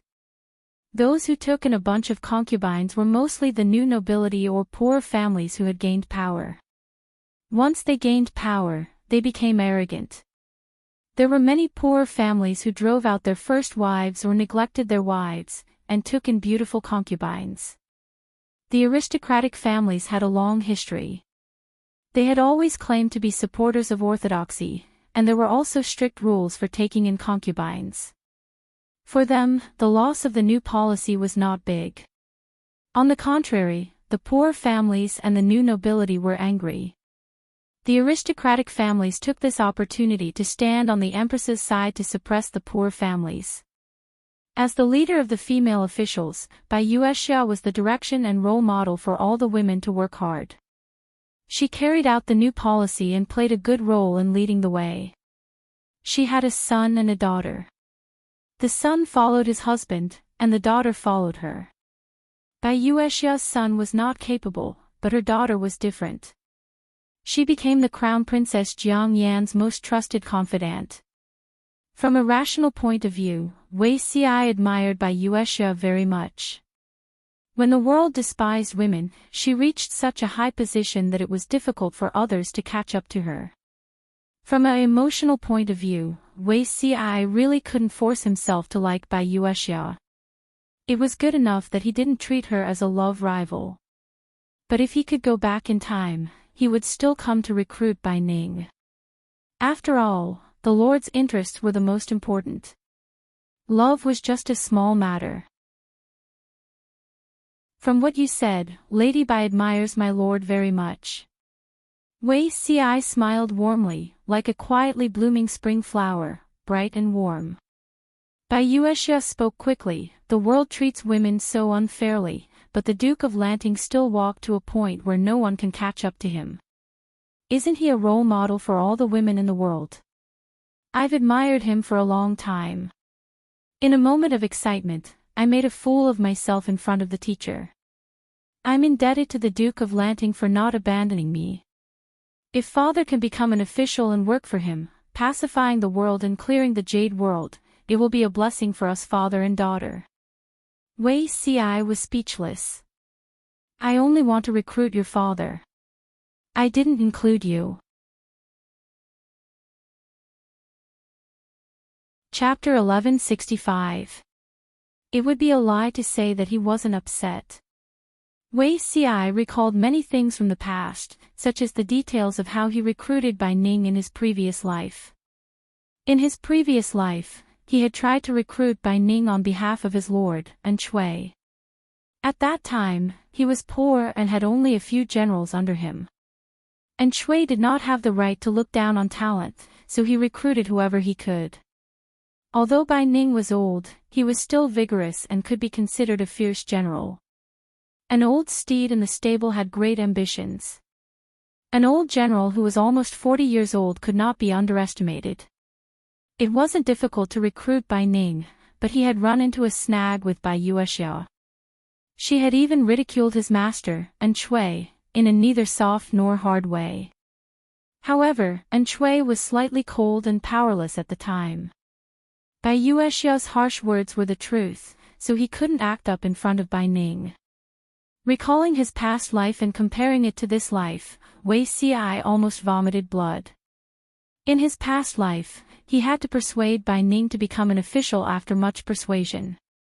Bai Yuexia ridiculed him, but he still had to maintain a polite smile. In this life, Bai Yuexia used her lord's name.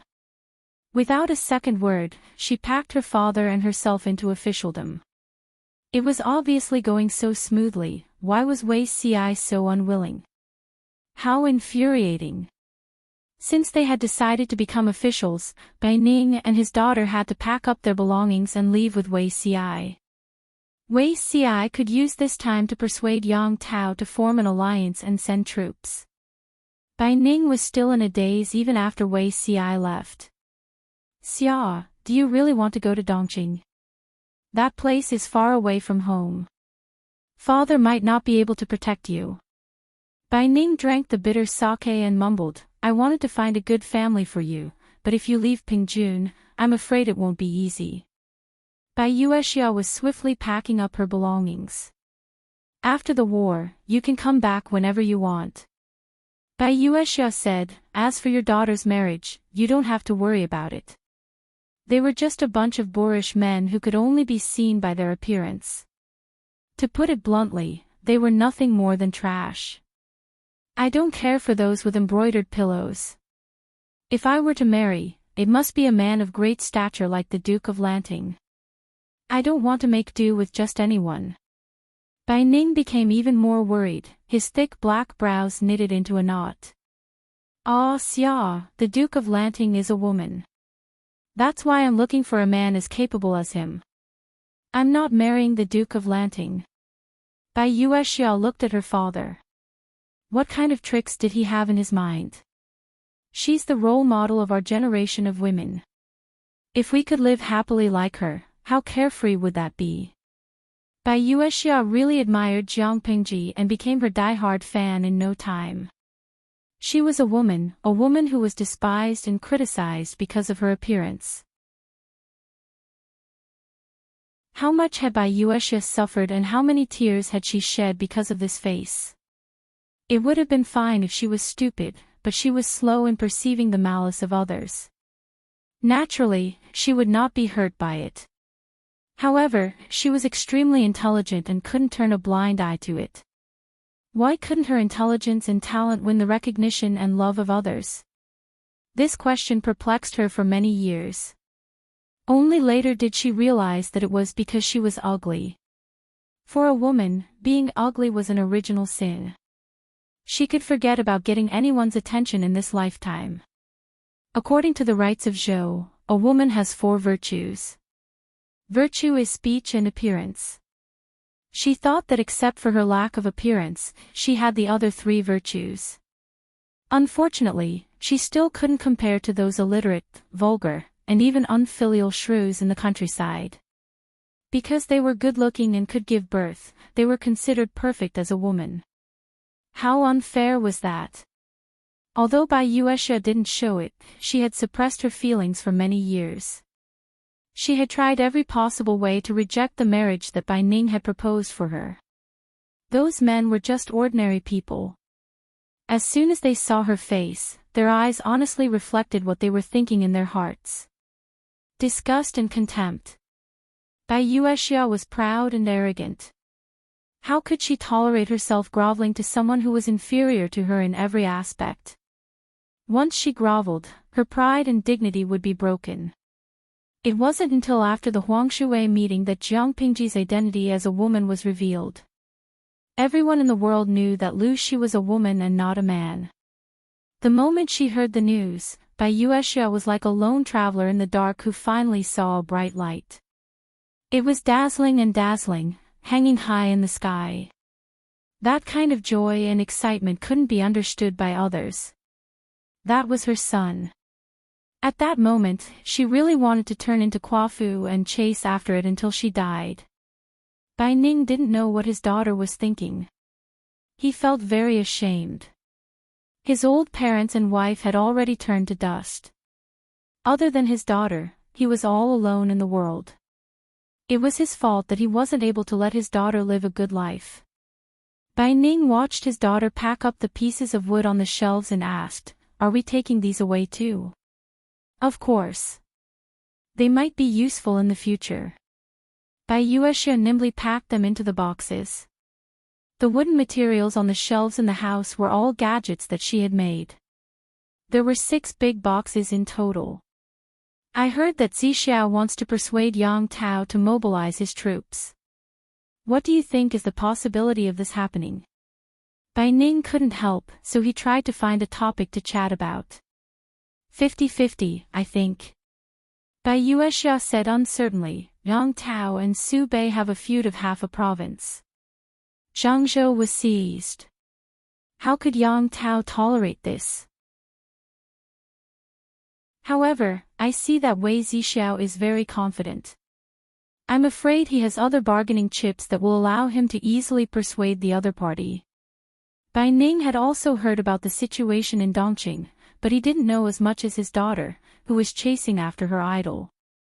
He said, "When I have a firm foothold in Lord Lanting's camp, I will definitely find you a husband who is both talented and charming." Bai Yuexia's expression didn't change.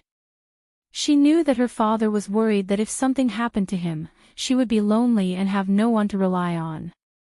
Therefore, he wanted to create a small family for her so that she would have a foothold.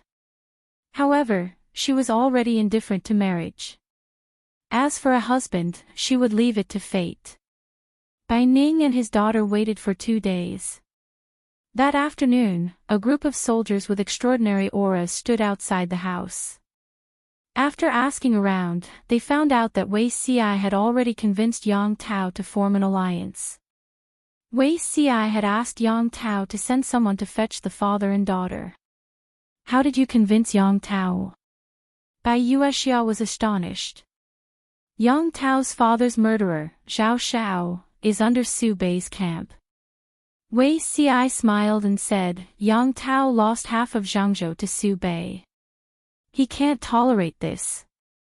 Moreover, if he waits for my lord to pacify the Huang and Su families, he won't be able to keep his half of Zhangzhou. No matter how well Yang Tao developed in Nanxing, his roots were in Dongqing. If he didn't seize this opportunity to return to Dongqing and gain a firm foothold, Dongqing would be her world after Jiang Pingji destroyed the Huang and Su families. Bai Yuexia's eyes lit up, but she said, I heard that the Huang and Su families are powerful. Since the war at the northern borderline, the Duke of Lanting has been exhausted from fighting for a long time. Now that he's mobilized his troops against the two families, I wonder what his chances of winning are. It's not that my lord is belligerent. It's obvious that others aren't willing to lay down their butcher's knives.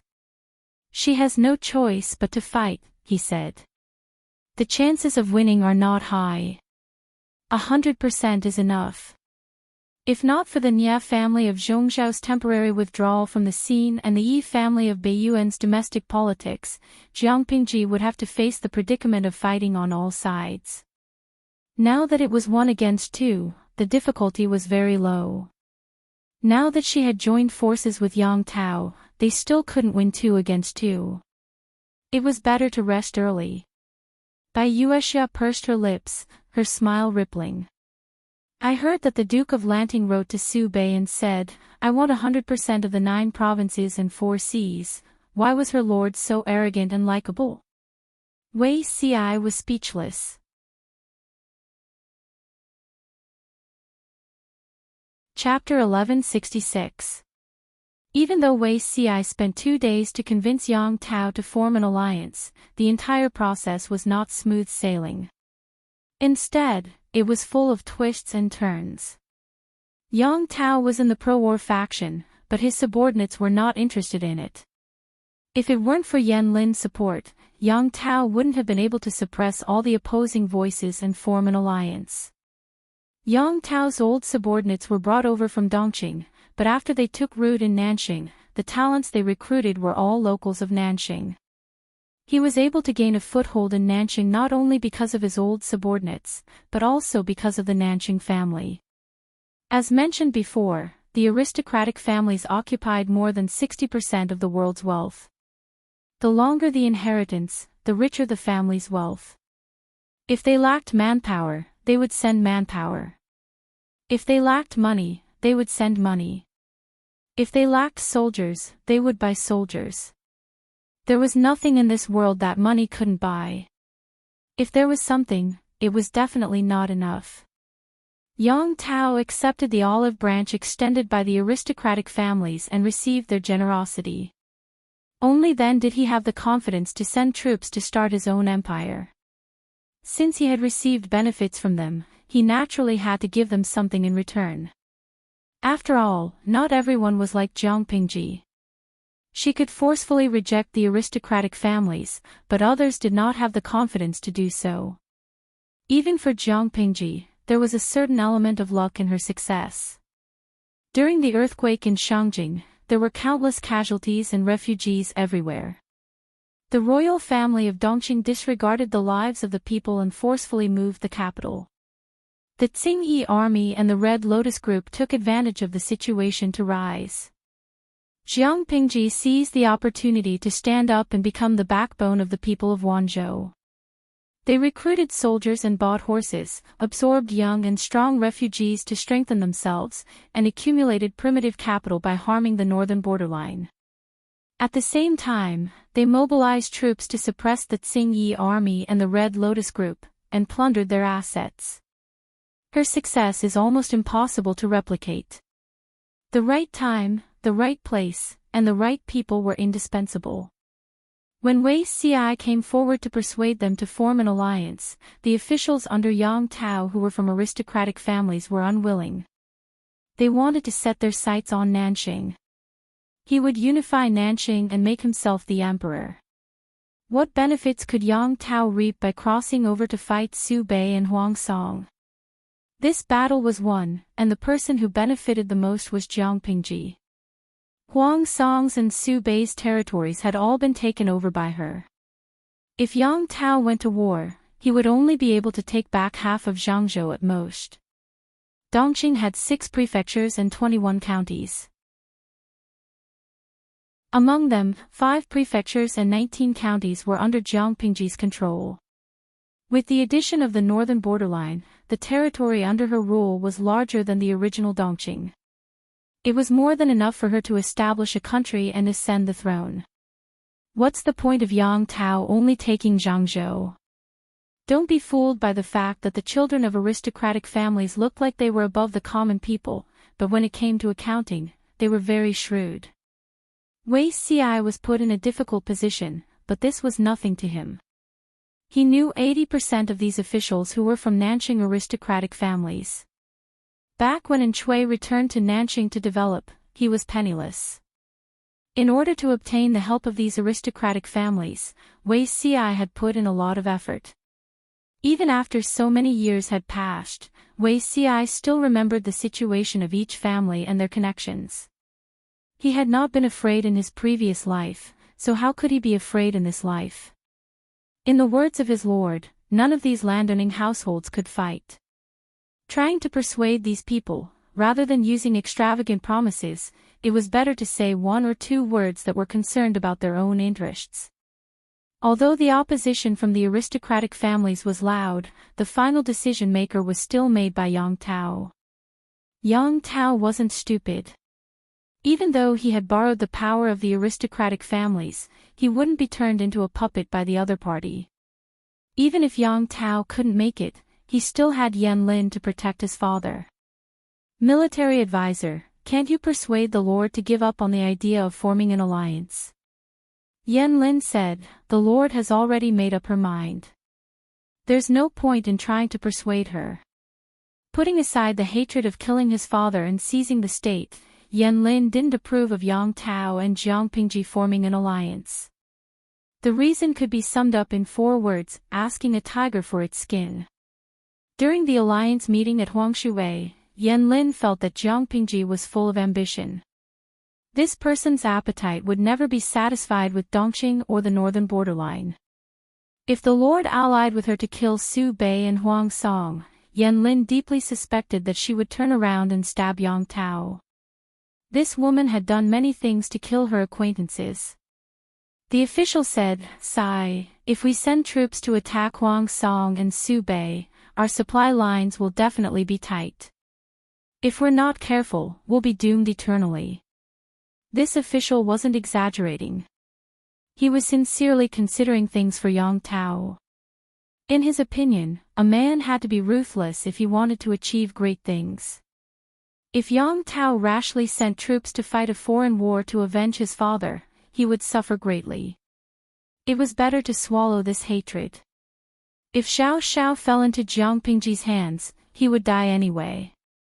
Haven't the Lord thought about your concerns? Yan Lin frowned and let out a long sigh. But, you've only seen the current situation in Nanqing. You haven't considered the situation in the world. Lu Shi is a person with great ambitions. She won't be satisfied with Dongqing or the northern borderline. After she unifies Dongqing, she'll have a year or 2 to cultivate.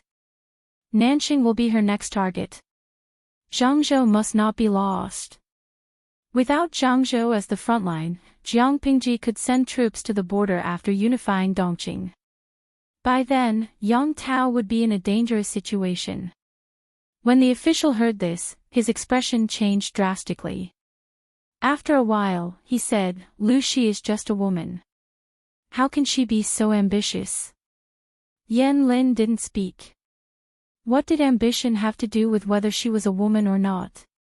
Or perhaps, in many people's minds, Jiang Pingji should be satisfied with conquering Dongqing.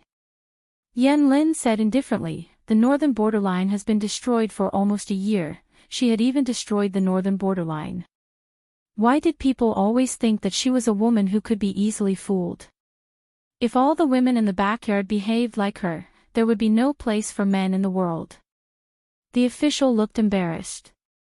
After a while, he took his leave. Yan Lin said to the back hall, "My lord, come out." Yang Tao poked his head out to take a look at the enemy situation. Seeing that the official had really left, he felt relieved and came out. Xiaoyang, you don't agree with the alliance either. The pros and cons are equal. It's all up to my lord. From Yan Lin's point of view, it didn't matter which side he chose. But since Yang Tao wanted to fight, he could only support him. Yang Tao said, I once swore in front of my father's coffin that I would kill Zhao Xiao with my own hands. Now that Zhao Xiao has sided with Su Bei, and Su Bei has taken half of my state, we have to settle the score no matter what. Moreover, if we can take back Zhangzhou, we can use it as an outpost to restrain Lu Shi. The first two sentences were from Yang Tao's heart. The last sentence was plagiarizing Yan Lin's idea. Yan Lin didn't expose him. Instead, he smiled faintly and said, that's what I was thinking. Wei Ci was very efficient, but sending troops to war was different from other things. It required a certain amount of preparation time. Yang Tao's troops had yet to set off, but Jiang Pingji's side couldn't help but take the lead and break the stalemate. In the beginning, they were just probing each other. Every time they fought, there were only about 100 casualties. It was a small skirmish. It was the same principle as scratching an itch through one's boots. They couldn't really scratch the itch. Instead, the more they scratched, the more itchy it became. Su Bei could still keep his composure, but Jiang Pingji felt some pressure. If the supply line was too long, it would inevitably increase the logistical pressure. The cost of fighting a war would be even higher than that of the northern borderline. Huang Song and Su Bei secretly formed an alliance and secretly sent troops to war. As the saying goes, hit the snake where it hurts. If the supply line was tight, they would attack it first. Chapter 1167. The grain transportation line was a top secret, but there was no such thing as an impenetrable wall in the world. It was impossible to guard against the scouts and spies alone. Jiang Pingji was handling military affairs and inspecting the training of the troops. The messenger had something to report. What happened? She asked. The 50,000 don of grain transported from Xing City in Hu County was attacked. The messenger said with a heavy expression. Jiang Pingji crushed the pen in her hand. She didn't show any agitation, but her eyes turned cold.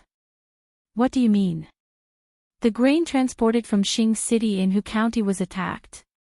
Jiang Pingji asked, who attacked? The messenger didn't answer, but she had an idea. Su Bei's troops were almost all under her nose. The person who could attack the grain line without anyone noticing must be Huang Song. The messenger said, although the attacker didn't show his flag, from the weapons we found, it should be Huang Song.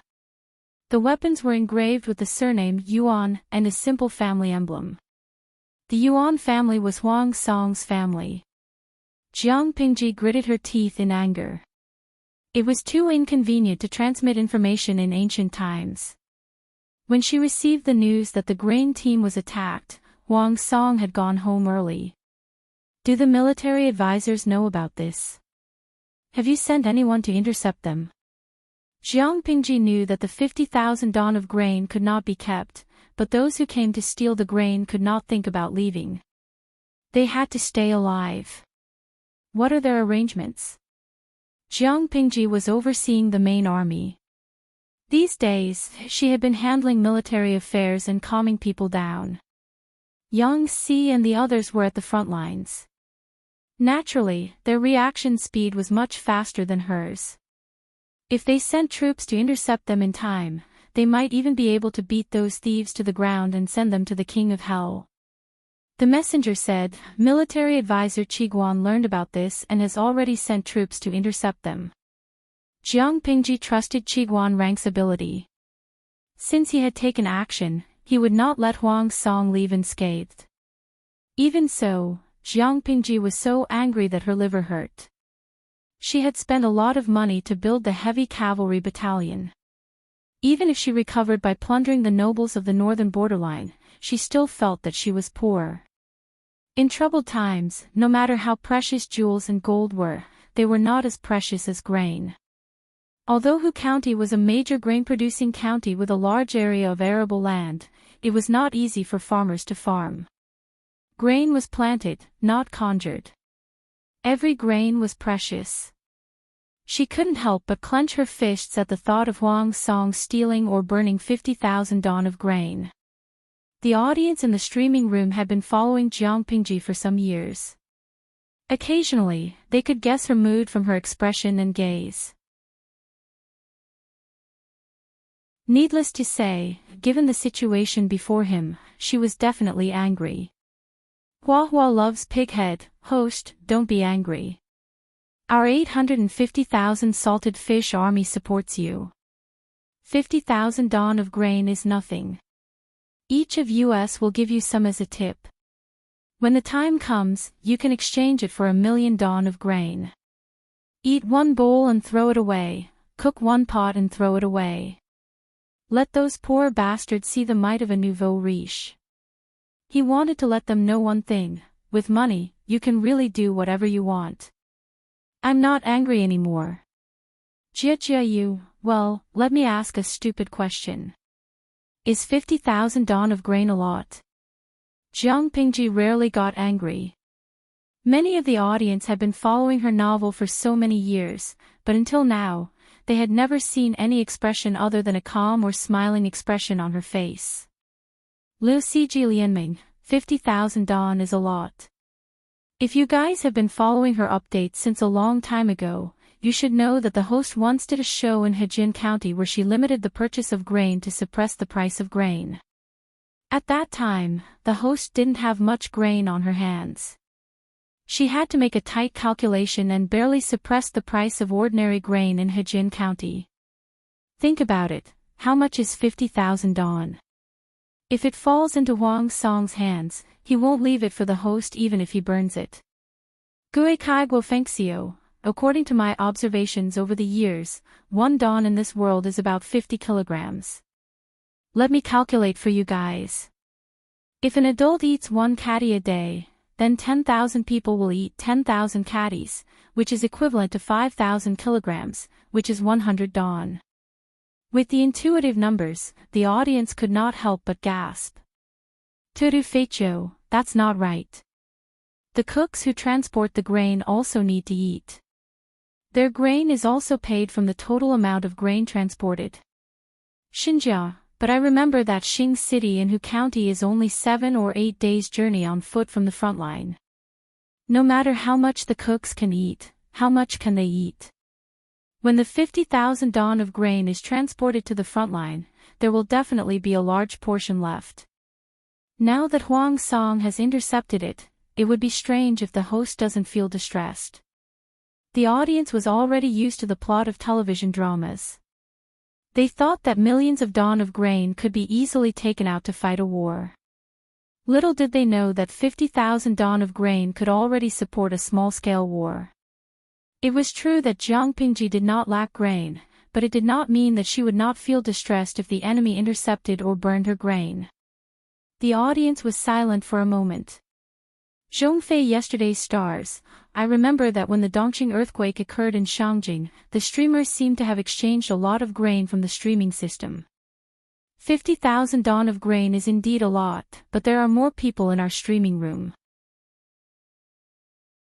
A conservative estimate is that if each person donates 1 catty of grain, it should be enough. Because Jiang Pingji was too unconventional, she had only once asked for a reward during the time when she had been streaming for many years. If not for someone reminding her, the audience would have almost forgotten that she had a golden finger of the system. What was there to be afraid of when there was a lack of grain? The 850,000 salted fish lacked everything except 3 to 5 catties of grain. As long as Jiang Pingji asked, they would definitely donate. They had been freeloading in the streaming room for many years.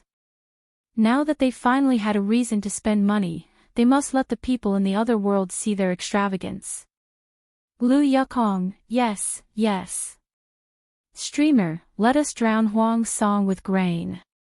The audience's interest was aroused. Before the tycoon could give a reward, Jiang Pingji actually stopped him. Host V, no need. Keep it to buy candy for yourself. Even if you give me a reward, I won't exchange it for grain. It's meaningless. Jiang Pingji had her own considerations. The earthquake in Shangjing was a last resort. Now that they were far from being at the end of the line, she would not use the system's exchange platform. It was not because she wanted to save face, but because she had to pay a price if she used it. Taking 10,000 steps back, if there was really a shortage of grain, she would not need the audience to give her a reward. After so many years of streaming, her popularity points had long accumulated to a terrifying number. If she really exchanged it for grain, not to mention drowning Huang Song, she could drown all the people in the 5 countries in the world in the sea of rice. Hearing her say so, the audience could only suppress the impulse to stick their heads out. Qianshang Nan Bai Yueguang, okay, Brainiac, I'll go buy candy now. Jiang Pingji, after the audience's interruption, Jiang Pingji's anger was also replaced by reason. Qingxing Liye, streamer, without the 50,000 dawn of grain, will the army be short of grain? There was no one in the tent. Jiang Pingji said in a low voice, no. We can't put all our eggs in one basket. Similarly, there will not be only one grain line. Hu County and Xingqing are one. There are a few others. Without the 50,000 dawn, they will at most suffer a little, but they will not starve. Not to mention, Qiguan Rang would not let Huang Song take advantage of them and escape unscathed.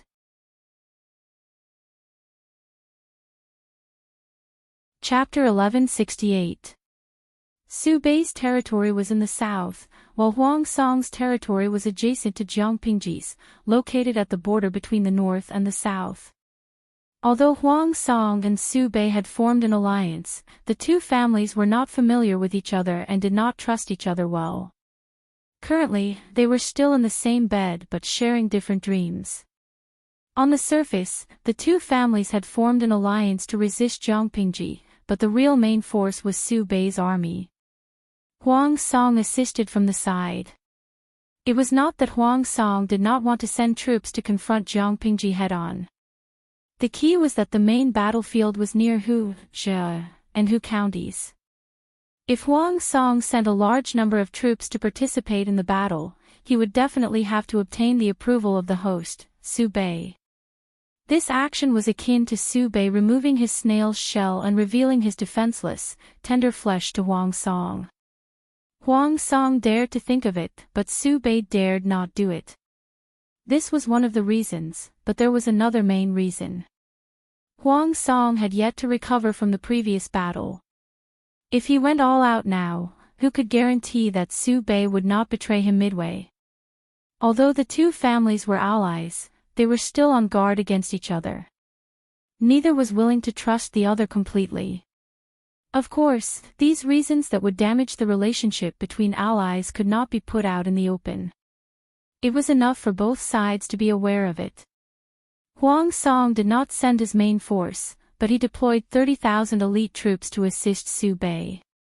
This was the actual number of troops participating in the battle. If the tens of thousands of laborers in the grain transportation team and the water injection army were included, it would not be this number. After rounding up the numbers and boasting, Huang Song raised the flag of 100,000 troops. His 100,000 troops plus Su Bei's 300,000 troops amounted to a total of 400,000 troops. The only question was whether Lu Shi was afraid. Jiang Pingji was speechless. Wang Zuozikai Sun Ling Jun, smiley face angle, I suddenly thought of Boss Chow's 800,000 troops, the benchmark of the water injection army. Han Zhao Lai Di Lu Xuanda, the person above, you are not giving old Chow face. Be careful that the little fairy old Chow will argue with you. Naturally, Jiang Pingji was not afraid. 400,000 troops was indeed a frightening number, but she was not easily intimidated. Perhaps because Jiang Pingji's reaction was too calm, Huang Song felt that he could not bring himself to lose face, so he decided to go big. According to the scouts' information, a batch of 50,000 don of grain would be sent from Xingqing in Hu County to the Sichuan Plains. If they could intercept this batch of food, it would undoubtedly be the greatest boost to their morale, and at the same time, it would also deal a blow to the enemy's morale. The old General Yuan Axian volunteered to go out to battle, rubbing his palms in anticipation of making a contribution. Nie Sun frowned and objected, "It's a good thing that the old general is willing to risk his life for the Lord, but we don't have a good understanding of the terrain in Hu County. My lord, why don't we let a general who is familiar with Hu Commandery lead the troops to intercept the grain? If I remember correctly, my lord's camp." Without waiting for Nie Sun to finish speaking, Yuan Sun said, "The Lord's great cause is the most important. Military advisor Nie should know the severity of the situation. Don't involve your personal grudges in this." Everyone in the tent knew that the relationship between Yuan Xin and Nie Sun was so bad that they were like fire and water. Yuan Axian volunteered to fight, but Nie Sun brushed him off, saying in front of everyone that Yuan Axian was not suitable and recommending a newcomer with no experience. From Yuan Axian's point of view, Nie Sun was trying to challenge him openly. On one hand, he was recommending new generals to build connections in the army, and on the other hand, he was smearing his name in front of his lord. This person's intentions were truly sinister. Although Yuan Axian was a military man who practiced martial arts, his words were harsh and sharp. The moment he opened his mouth, he threw the label of forming a clique for personal gain at Nie Sun. To be honest, this ability to smear one's eyes was not considered too bad in the harem. At least he could survive for more than 10 episodes. Nie Sun's expression darkened. His peripheral vision swept across the people in the tent, and he had to hold back his rebuttal. The war was imminent, and it was not a good thing for civil and military officials to fight. The old general's words are harsh. "I'm just taking precautions." The old general is not familiar with the environment in Hu County. If we fail to intercept the grain and are surrounded, and fall into the enemy's trap due to carelessness, how will we escape? Nie Sun suppressed his anger and explained patiently, but he did not know that he was setting up a terrible flag for himself. "If I have any selfish intentions, how can the Lord not see through it with your sharp eyes?" Yuan Axian laughed coldly.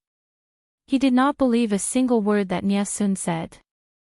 Nie Sun gave in for the sake of the big picture, so Yuan Axian only thought that he was guilty. Not only did he not forgive him, but he was also aggressive. He knew who Nie Sun wanted to recommend. A general from Hu County who was not famous and did not have much experience in battle. Nie Sun wanted to entrust such an important task as intercepting the grain to a newbie. How could he not see through what he was secretly planning? Wasn't it because he saw that the Yuan family's general had too much power in the military, so he wanted to instigate the lord to support a newbie to balance the military power? If Nie Sun succeeded, those powerful generals would owe him a favor, and his status in the lord's tent would rise as well. Humph, what a good plan. Yuan Axian had already labeled Nie Sun as a traitor and conspirator. No matter what Nie Sun said or did, he would be accused of conspiring. Yuan Axian stepped out with a cold smile and said, "I am willing to make a military pledge. If I cannot intercept this batch of grain, I am willing to be punished by military law." Since the military pledge had been made, Huang Song could not help Nie Sun even if he wanted to. He could only hand the matter of intercepting the grain to Yuan Axian. Nie Sun could only retreat with an ashen face. To run into a madman like Yuan Axian, he must have had 800 lifetimes of bad luck. Helpless, Nie Sun could only privately ask Qing Jing and Feng Ju to give Yuan Axian an external brain.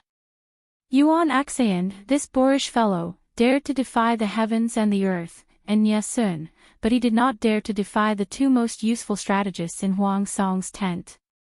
Under their suggestions, Huang Song chose a strategist to follow Yuan Axian and give him advice at critical moments. However, Huang Song and the others were too naive and underestimated how arrogant Yuan Xian was. The operation to intercept the grain was very successful. Although they were resisted by the troops guarding the grain, Yuan Xian had the advantage in numbers and managed to defeat them in a short time. He happily escorted 50,000 dawn of grain back. Humph, Nie Qingyun has nothing to say now. Yuan Xian rode his horse and led the way. He looked very pleased with himself, as if he could see the scene of Nie Sun's livid face and being despised by his lord. The strategist who was sent to be the external brain was silent. After these days of interaction, he already knew how bad the relationship between Yuan Xian and Nie Sun was. To be honest, Yuan Xian's conspiracy theories made even him, a proper strategist, gasp in amazement and gape. If not for Yuan Xian's analysis, he would not have known that Nie Sun was such a heinous person. However, Yuan Xian's analysis was very brainwashing. Just by listening to his one-sided words, it really did make some sense. Sigh, poor Nie Sun. General, do not be careless. We are still in Hu County's Xing City South Road, we are still in the enemy's territory. What do we want to do if we don't tuck our tails between our legs and leave? Yuan Xian did not care. His confidence was inflated. Chapter 1169. Yuan Xian's experience tells us one thing: don't act pretentiously, or you'll be struck by lightning. Don't raise flags for no reason. Yuan Xian had raised a huge flag, so he couldn't blame others for not giving him face. As they approached the exit of the South Road, the strategist became more and more nervous, not daring to be negligent. On the contrary, Yuan Xian was happily humming a tune. Seeing the strategist's serious expression, he couldn't help but advise, "Strategist, why are you so nervous? We intercepted the rations as fast as lightning and as fast as thunder. I'm sure the Lu thieves are still in the dark and don't know that the rear supply line has fallen. How will they stop us and set up an ambush?" Yuan Xian hated scholars who dilly-dally and hesitantly. Each and every one of them had groundless worries, and it was annoying. The strategist in front of him was inexperienced and couldn't control Yuan Xian at all, let alone make him listen obediently. Hearing Yuan Xian's words, the strategist couldn't say anything else. Isn't it a pleasure to have friends coming from afar?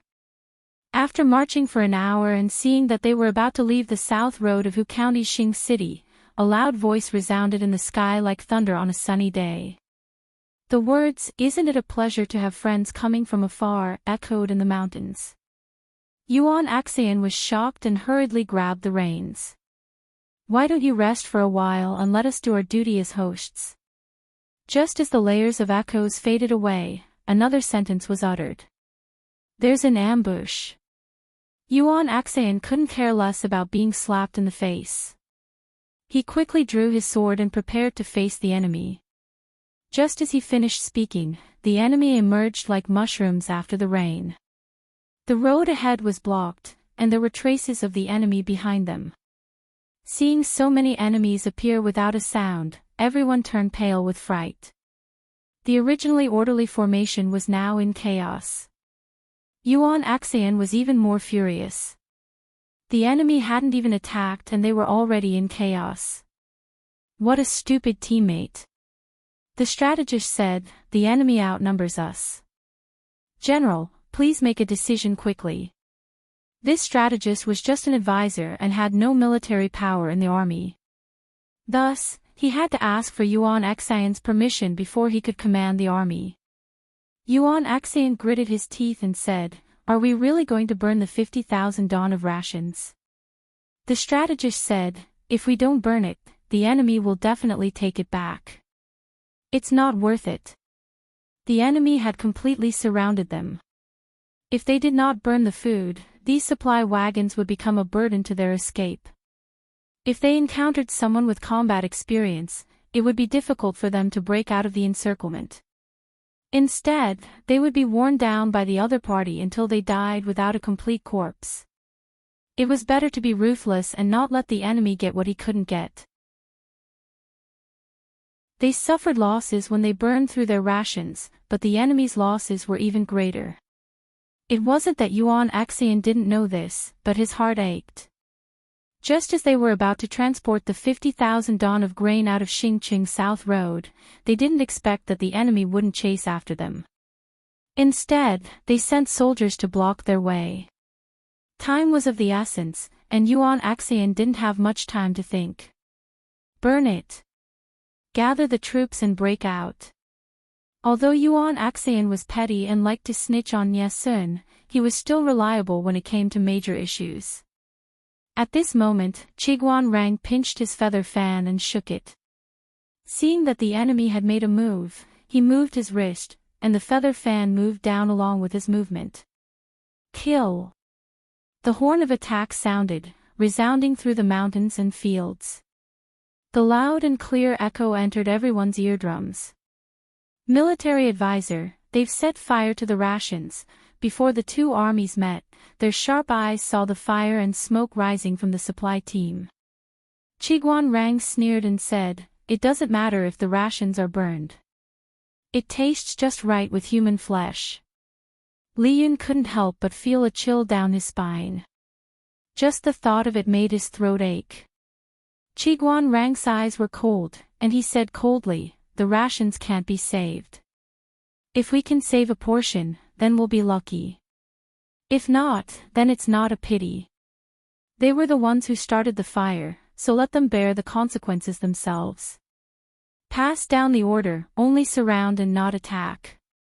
Although Qiguan Rang and his men looked relaxed as they surrounded the area, in reality, they had only been lying in ambush for 4 hours. 4 hours ago, they were still taking shortcuts elsewhere. If they had been a little later, they could only watch as the enemy escaped with the rations. Although the army didn't show any signs of fatigue, they had used up a lot of energy, so it wasn't wise to attack forcefully.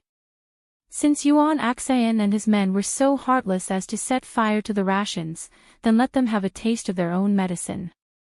Unable to break through, they could only be accompanied by the flames. By doing so, not only could they vent their anger, but they could also cover up the army's lack of combat power. What he said just now seemed to be an act to scare the enemy, but in reality, it was Qiguan Rang's psychological attack, using it to create the illusion that they had sufficient combat power. The strategy of only surrounding and not attacking was also to confuse the enemy and exhaust their patience and rationality. Li Yun said, "I will obey your order." Qiguan Rang brought over a small folding stool and sat down to watch the show, fanning himself. The weather was hot. Even though he had changed into a summer robe, he was still sweating profusely. Looking at the continuous fire, he was even angrier.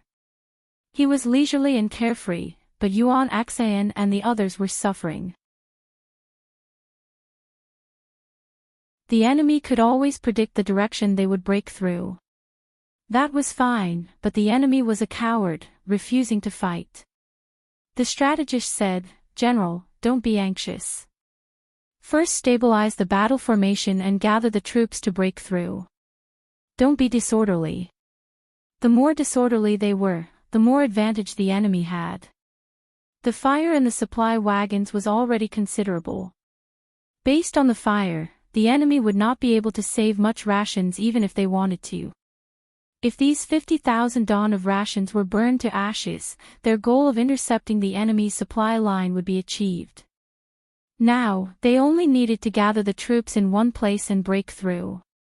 Yuan Axian also knew this, but the strategist's nagging was more annoying than 10,000 flies. "I know about this. You don't have to waste your breath." The strategist's face turned green. He could only hold on to the reins to ensure that he did not lose his composure. He finally understood Nie Sun's pain. He really wanted to jump up and smash this person's head open. Defense was Qiguan Rang's forte. The troops under his tent were also well-trained soldiers. He dared not say that all of them could follow orders strictly, but they would not make mistakes in basic commands. The power of one person was not enough to be feared, but hundreds and thousands of people could form an impenetrable human wall. They could not break through in front, but there was no way back. This was the predicament Yuan Xan was in. What was more frightening was that the fire in the supply wagons at the back was getting bigger. The enemy was further shrinking the line of defense, squeezing their space. The number of soldiers killed by the enemy was not as many as those burned to death. At this moment, Yuan Xian's face was ashen. He knew the enemy's plan. How sinister! Battle cries shook the heavens and corpses littered the field. Yuan Xian and his men's eyes were red from killing. After fighting for 2 hours, they finally successfully broke through the encirclement with the remaining soldiers from Xingqing South Road. In this battle, Yuan Xian lost 50% of his troops. Out of the 50%, 70% were burned to death. It was not easy to break through. Yuan Xian and his men naturally did not dare to stay. They led the defeated soldiers and escaped as fast as the wind. Li Yun led his troops and pretended to kill for a while, until the enemy's silhouette disappeared without a trace. Qiguan Rang held a feather fan in his right hand and a folded folding stool in his left. He looked in the direction where the enemy left.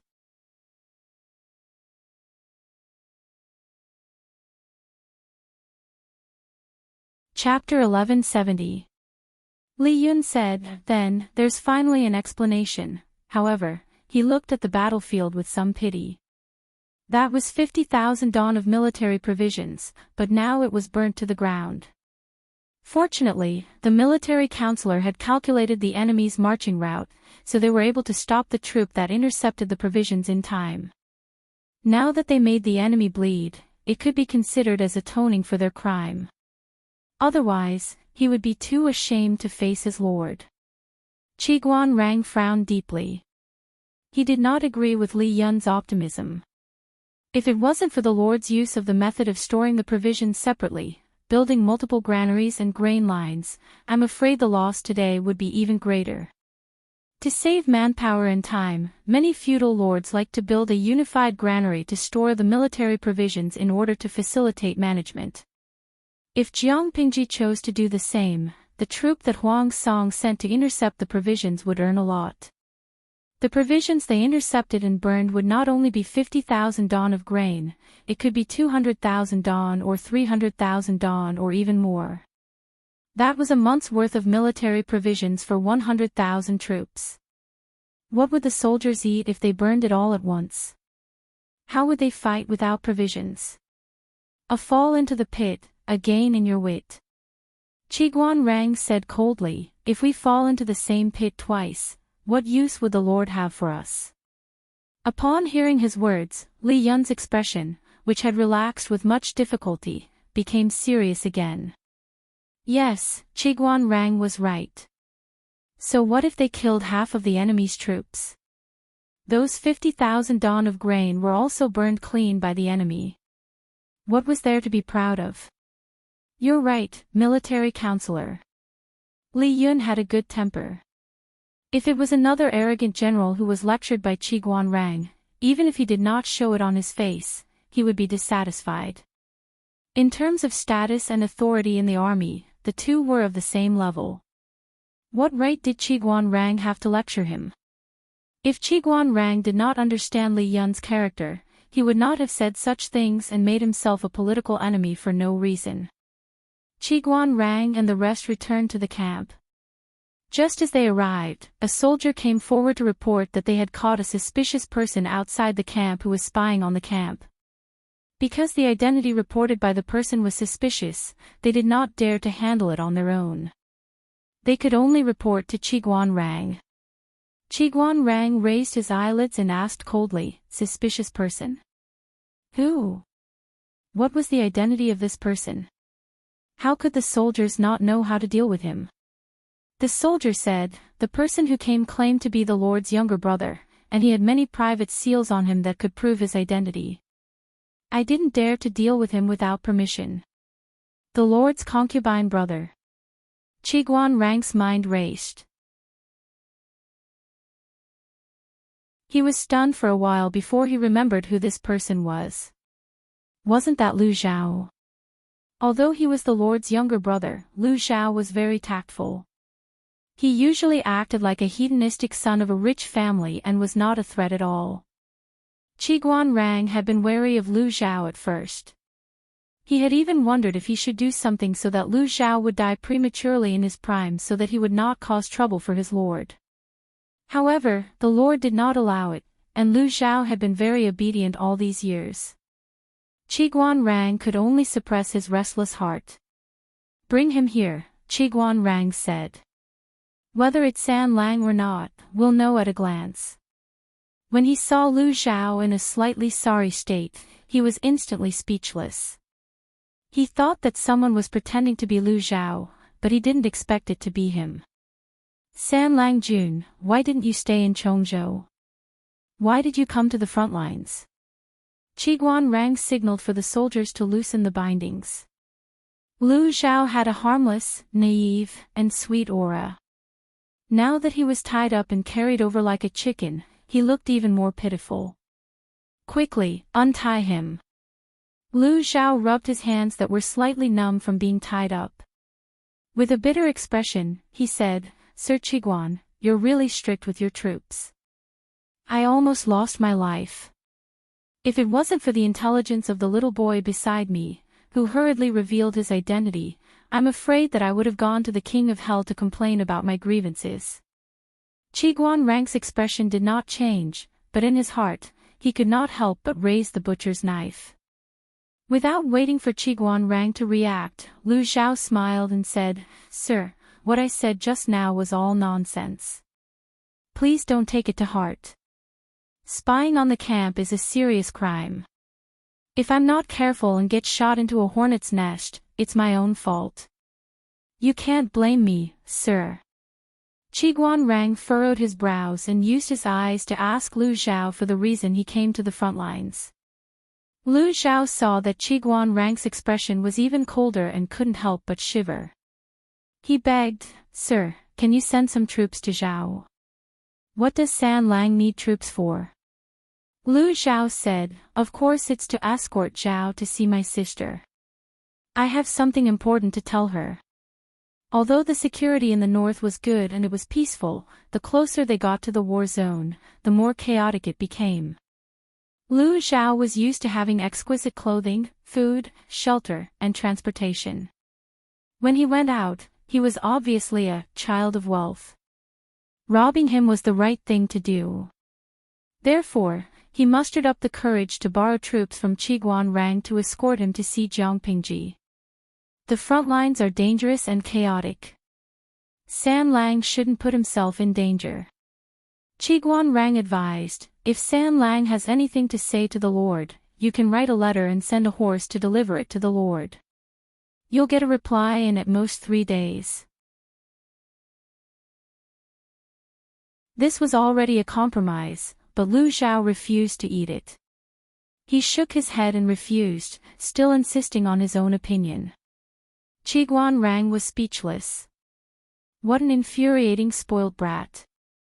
Lu Xiao said, "It's not that I don't trust you, but this is a special matter. I have to tell my sister personally. Please tell me everything first." Qiguan Rang saw that Lu Xiao's expression was sincere and he even restrained his usual frivolous behavior. He faintly realized that the situation was serious. "If that's the case, then I'll send 100 guards to escort San Lang to see the Lord."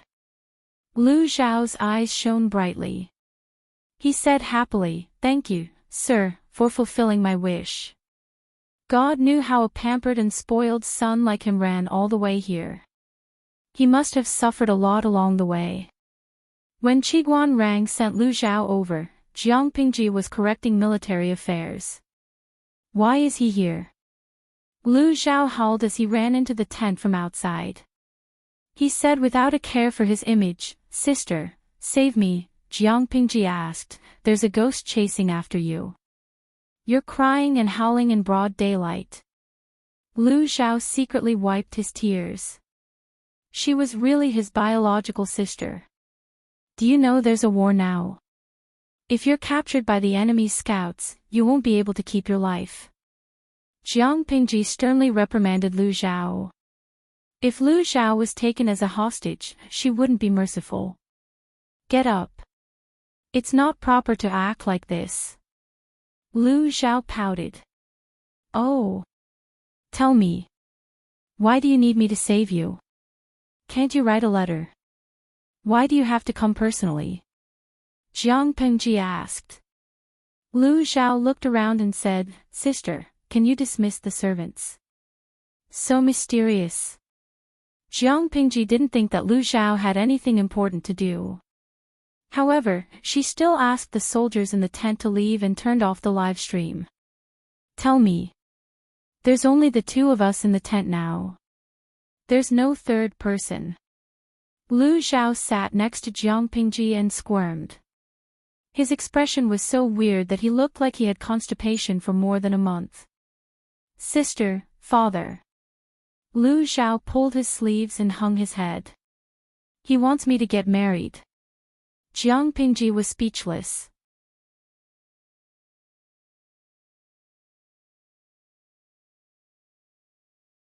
Chapter 1171. You don't like it? Is it because the woman's family background is too low? Jiang Pingji frowned. Although Lu Zhao was the son of a concubine, marrying the daughter of a hunter, even if she had saved his life, was too unseemly. Lu Zhao's expression froze as if he wanted to say something. But when he saw Jiang Pingji's face, he swallowed his words. Do you think I'm someone who cares about my family background? Father liked that girl, and in order to make father smile, little brother married her, but... Lu Zhao said, but little brother has some reasons that others can't know, so I can't marry that girl. I definitely can't. Jiang Pingji glanced at Lu Zhao. Not enough for outsiders to understand. Lu Zhao avoided her gaze and awkwardly changed the topic. A few days ago, I went to visit Master Liaochen in Hejin County. I heard that Master Liaochen is a good friend of Min's mother. Jiang Pingji looked down and asked, and then? Lu Zhao laughed dryly.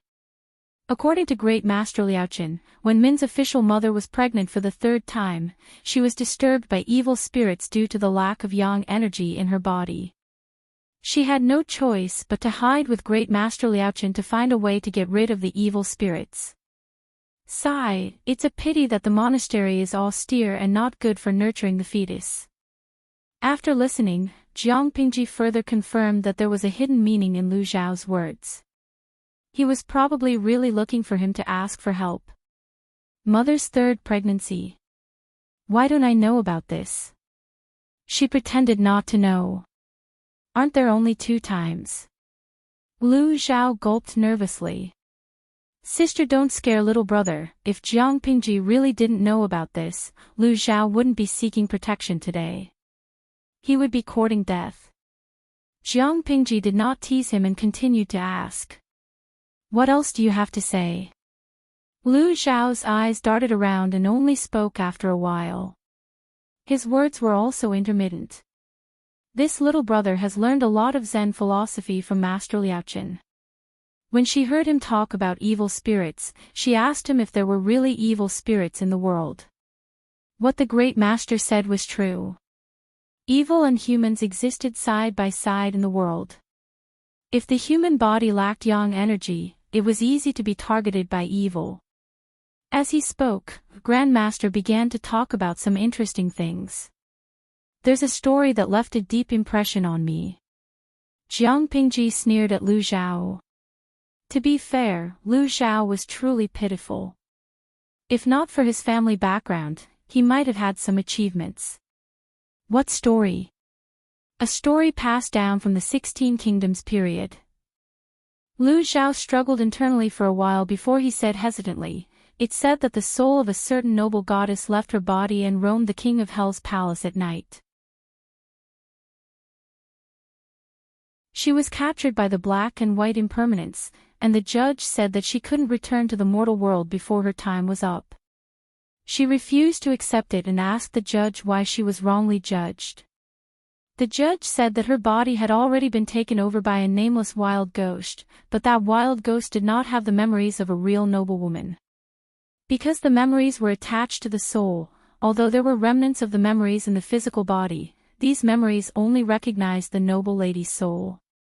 Unfortunately, in order to assume the identity of the noblewoman, the wandering ghost lied to the noblewoman's relatives that she had lost her memory and took the opportunity to take over her place. Lu Xiao's fingers were trembling as he told the story. He was afraid that Jiang Pingji would beat him up in the next second and kill him to silence him. Jiang Pingji did not make a move. "Ah, Zhao, are you saying I'm a nameless ghost?" Lu Xiao's face was pale as he shook his head. Even if he was given 10 guts, he wouldn't dare to openly provoke them. Although he didn't know who this sister of his was, Master Liaochen also said that he couldn't afford to offend her. Lu Xiao didn't have any interactions with the original Lu Shi. They weren't close siblings, but the person in front of him had taken care of him. Moreover, Lu Xiao thought about the truth he discovered not long ago. He felt a chill on his neck and couldn't sleep well at night. He was afraid that when he woke up the next day, his brain would move. He thought that his hidden identity could provide him with protection, but he didn't expect that he was also an abandoned chess piece on the surface. As an abandoned chess piece, there was no guarantee of his life. When the chess player felt that he had lost his value, he would only end up being abandoned. He cherished his life, and he wanted to live. After thinking about it, he still took Master Liaochen's suggestion and came all the way to Jiang Pingji. "Forget it, I'm not an unreasonable person. No matter what you know, if you want to live for a long time, it's better to continue pretending to be deaf and dumb. Even if you really become a pig, I'll allow you to live the rest of your life in luxury." Lu Xiao couldn't help but shiver. Concubine Dai was right. When the gods fought, a small shrimp like him didn't even have the qualifications to be cannon fodder. Lu Xiao laughed dryly. "Sister, I naturally believe in your words. I'll have to ask you to take care of my father." Jiang Pingji rolled her eyes at him. She rolled her eyes angrily. "If you're so afraid of my father, why did you dare to escape?" Lu Xiao said, "I had to choose the lesser of two evils. Didn't I have you to protect me?" Jiang Pingji said, "Stay in the camp and don't run around. The battle at the front line is serious. Don't add to the chaos." Lu Xiao secretly heaved a sigh of relief. He secretly glanced at Jiang Pingji's eyes. He wasn't sure if Jiang Pingji had received his hint. If she had, why was she so calm and unperturbed?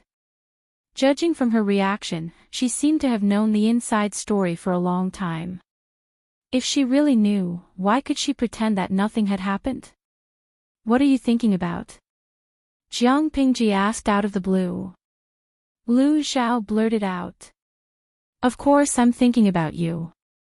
"I'm thinking about why you're not afraid," Jiang Pingji said. "Superfluous feelings will blind people's eyes and cause them to be blind, so they can't see more concrete things."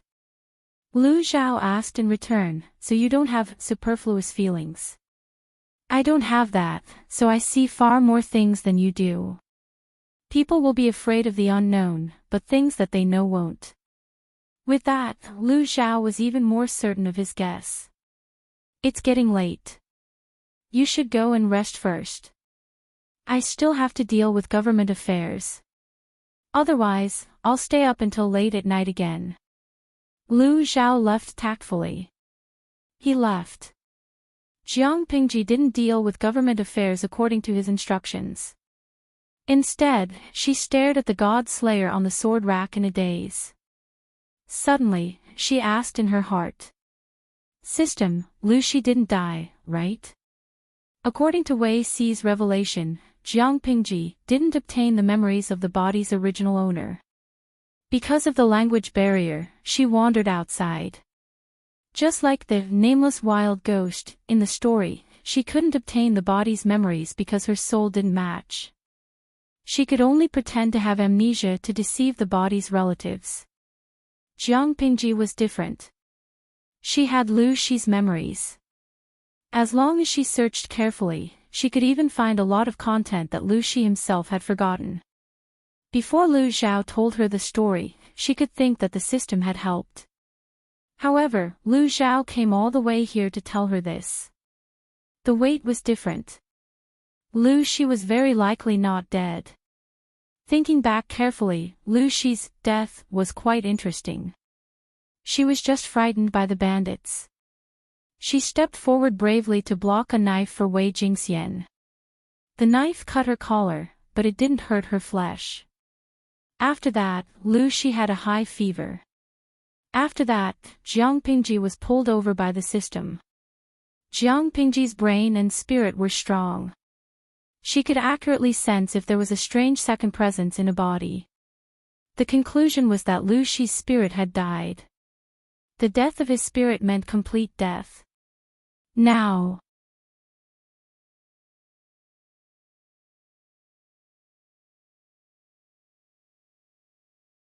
Chapter 1172. He didn't know if it was his imagination, but Qing Yuan felt that his lord had been very listless for the past 2 days. He was not the only one who felt this way. The viewers in the live broadcast room also realized that their energetic and disrespectful streamer had entered a strange, sleepy period.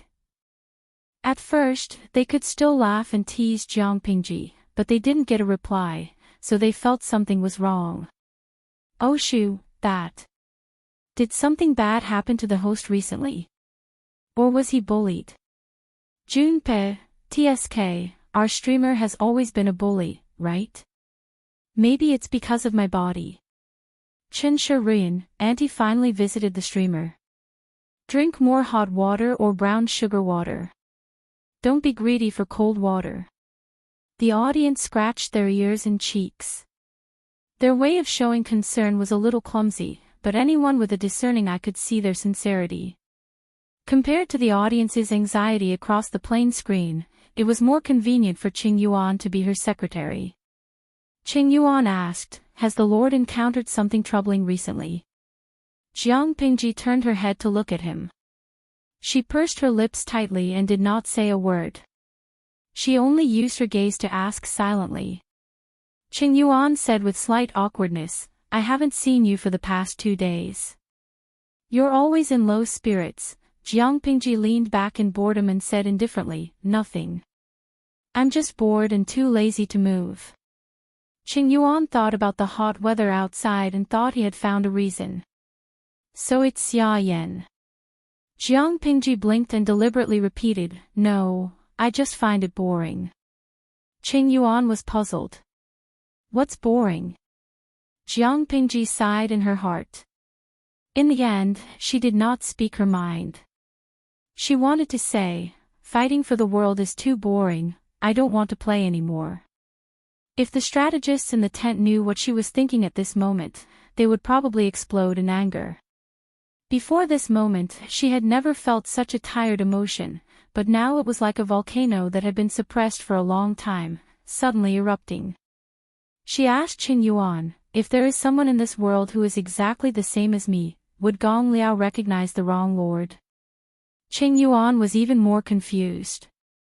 He could not figure out the meaning behind Jiang Pingji's question and could only answer carefully. How can an ordinary person imitate the Lord? Even if they looked exactly the same, could they imitate the exact same temperament and behavior? "I'm loyal to my Lord. If I can't even tell my Lord apart, then I won't have the face to live in this world." When Qing Yuan finished speaking, he was magnanimous. Jiang Pingji smiled. It was a rare smile for the past 2 days. "You're right. I'm the most unique person in this world. Not just anyone can replace me." Qing Yuan couldn't help but let his imagination run wild. His lord wasn't someone who liked to be sad and sad. There must be a reason for her sudden depression. His expression suddenly became solemn. Could it be that someone has harbored evil intentions and is trying to use the technique of substituting master? When he blurted out these words, Qing Yuan was also shocked by his own imagination. Although it's not the target, it's not far. Jiang Pingji's answer horrified Qing Yuan. Wait a minute, how is this possible? Who has such ambition? Qing Yuan's eyes revealed a murderous intent. He already had the intention to kill the unknown target. As long as Jiang Pingji told him who that person was, Qing Yuan would dig him out and kill him even if he had to dig 3 feet into the ground. My lord, this matter concerns your safety. If you know anything, don't hide it, lest you give the villain an opportunity to take advantage of. In all fairness, Qing Yuan didn't quite believe that this would happen. One's appearance could be faked, but how could one's temperament, habits, and memories be faked? Jiang Pingji had been with the officials in the tent for many years. They didn't dare to say that they completely understood their lord, but it was impossible for them to not know anything. If an impostor wanted to replace her, it wouldn't take long before the truth was revealed. In this way, was there still value in substituting master? Qing Yuan was suspicious and worried, but his lord was smiling so easily that he didn't know what to do. Ha ha ha, I'm just teasing you. It's just that I had a very realistic dream a few days ago. I found out that a demon copied my memory and took over my body. He took the opportunity to blend in with you. I couldn't tell the difference between a dream and reality for a while. I've been paranoid for the past 2 days and scared you instead. It's my fault. Jiang Pingji laughed and tried to deal with Qing Yuan. However, she was very clear in her heart whether this was a joke or not. Lu Zhao hinted that the real Lu Shi was still alive, so she knew that things were not that simple. She could obtain the memory of the original Lu Shi with the help of the system. Who knew if the original could obtain her memory from the system? Because Jiang Pingji guarded against the system and protected the memory of the brain very well, the memory system before her transmigration could not be hacked and copied. The memory after her transmigration was uncertain. As long as the memory was copied, when she unified the world, the system would then give the recorded memory to the original, Lu Shi, then, who knew if that Lu Shi could perfectly replace her? The purpose of the system was clear from the beginning to the end. It wanted an important source of energy, not only the popularity of the streaming room, but also the luck that could not be understood. According to this saying of ancient times, those who were blessed with luck were people with great luck, such as the emperor or other members of the royal family. Therefore, the system instigated Jiang Pingji to strive for the path of becoming an empress in the palace. The empress or the women in the harem were the existence closest to the emperor. It was very convenient for the system to seize luck. However, Jiang Pingji did not play her cards according to common sense. She wanted to be the emperor herself and conveniently diss the two systems. The system could only find another way. Didn't she want to be the emperor? Then the system would cultivate a puppet that could perfectly replace her and help her become the emperor. It would be more convenient and unscrupulous to absorb luck. She thought that the spirit of the original Lu Shi had completely disappeared. The system had also given her such a misleading message. But she did not think of another possibility. Perhaps the original Lu Shi had not disappeared, but was imprisoned somewhere by the system. If the original Lu Shi was used as a trump card to deal with her, it would be a very good card. It would definitely be able to catch her unprepared. Analyzing from all aspects, substituting the original Lu Shi was the most efficient method. If Lu Zhao had not secretly informed her, Jiang Pingji would have taken a long time to realize this. Thinking of this, she could not help but frown. She felt that fighting for the world was boring and depressed. It was not that she was afraid of the person behind the scenes, but she did not like people coveting her achievements. She was the one who dug the pit, she was the one who cultivated the saplings, she was the one who fertilized, killed the insects, and pollinated the crops. After all this work, the fruits that were about to ripen were plucked by someone else. The bully had already come to her doorstep.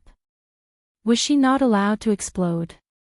If she could, she really wanted to break the jar and ask the person behind the scenes to come out and fight for the bean-sized farm. She would not accompany him. Her depressed mood did not last long. Soon, she was stimulated by a battle report. Quickly prepare the troops and horses. They did not know how to pick a day to fight a war. Chapter 1173. Speaking of that day, Chiguan Rang had forced Yuan Xian's army to retreat and caused them heavy losses. Yuan Xian had successfully escaped with his defeated army, like a stray dog. Although they had successfully burned 50,000 don of the enemy's rations, they had paid the price of half the casualties. As the commander, Yuan Xian's crime was unforgivable. Yuan Xian's personality was more impulsive and he had made many enemies. Those people took advantage of this opportunity to kick him when he was down. Who asked Yuan Xian to be so arrogant and make such a military pledge? Yuan Xian was a person with high aspirations, an arrogant personality, and strong self-esteem.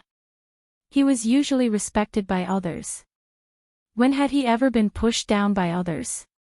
For a moment, he couldn't suppress his grief and anger. He said, "This is indeed my fault, but I am not willing to accept punishment. The main culprit is someone else." Huang Song subconsciously furrowed his brows. He wanted to punish Yuan Xian heavily to clean up the atmosphere, but if he did that, it would inevitably disappoint the old general. He was already in a difficult situation. He didn't expect Yuan Xian to say something like this. What did he mean by, "the main culprit is someone else"? Before Huang Song could find an excuse to send Yuan Xian away, Yuan Xian said, "I suspect that someone has colluded with the enemy and leaked information." Colluded with the enemy and leaked information. Hearing these words, Huang Song's ears couldn't help but perk up. What do you mean colluded with the enemy and leaked information? Thinking of Yuan Xian's usual personality, Huang Song felt that this old fellow's words couldn't be completely trusted. Yuan Xian pointed. Everyone looked in the direction he was pointing and were all shocked. Everyone had different reactions. Nie Sun was about to explode. He couldn't help but stand up and scold, "Yuan Xian, if you are afraid of punishment, just say it. Why do you have to accuse me?" He was really angry. His usual gentle demeanor were all thrown to the back of his head. The veins on his forehead were bulging. Yuan Xian said, "That day, when I volunteered to go out to intercept the rations, do you still remember what you said?" Nie Sun was stunned. What did he say? Yuan Xian said, "You said that I don't know much about the terrain in Hu County. If you let me lead the army and we fail to intercept the grain, we'll be surrounded and fall into the enemy's trap. How can I escape? Why didn't I know that you, Nie Qingyun, had the ability to predict the future? It's no secret that you and I don't get along. This old man also made you lose face, causing you to lose the chance to recommend a new general and form a clique for personal gain. It's hard to guarantee that you, Nie Qingyun, won't harbor a grudge in your heart in order to frame this old man and secretly use underhanded methods." Nie Sun scolded angrily, "What kind of bullshit are you spouting? Did they really think that he, Nie Sun, wouldn't swear? Did they really think that he was made of clay and didn't have a temper?" After saying that, Nie Sun even drew his sword from his waist. If it weren't for the fact that a few of his colleagues saw that the situation was getting out of hand and stopped him, he would have really taken up his sword and fought with Yuan Xian alone. Being able to beat him was secondary. The main point was that he absolutely could not endure this humiliation. Yuan Xian sneered, "Could it be that you're angry out of humiliation?" Huang Song's patience with Yuan Xian had also run out. He couldn't help but say, "Victory and defeat are common in military affairs. Commandant Yuan, don't be obsessed." In other words, he wanted Yuan Xian to be more open-minded and not go around biting people after losing a game. Even if Huang Song didn't really trust Nie Sun, it was really unsightly for Yuan Axian to go around biting people like a mad dog. Yuan Axian, however, didn't understand the meaning behind it. Instead, he thought that Huang Song was comforting him. He had the right to think so. Huang Song needed the support of his family, so he was more tolerant and kind to the generals who came from his family.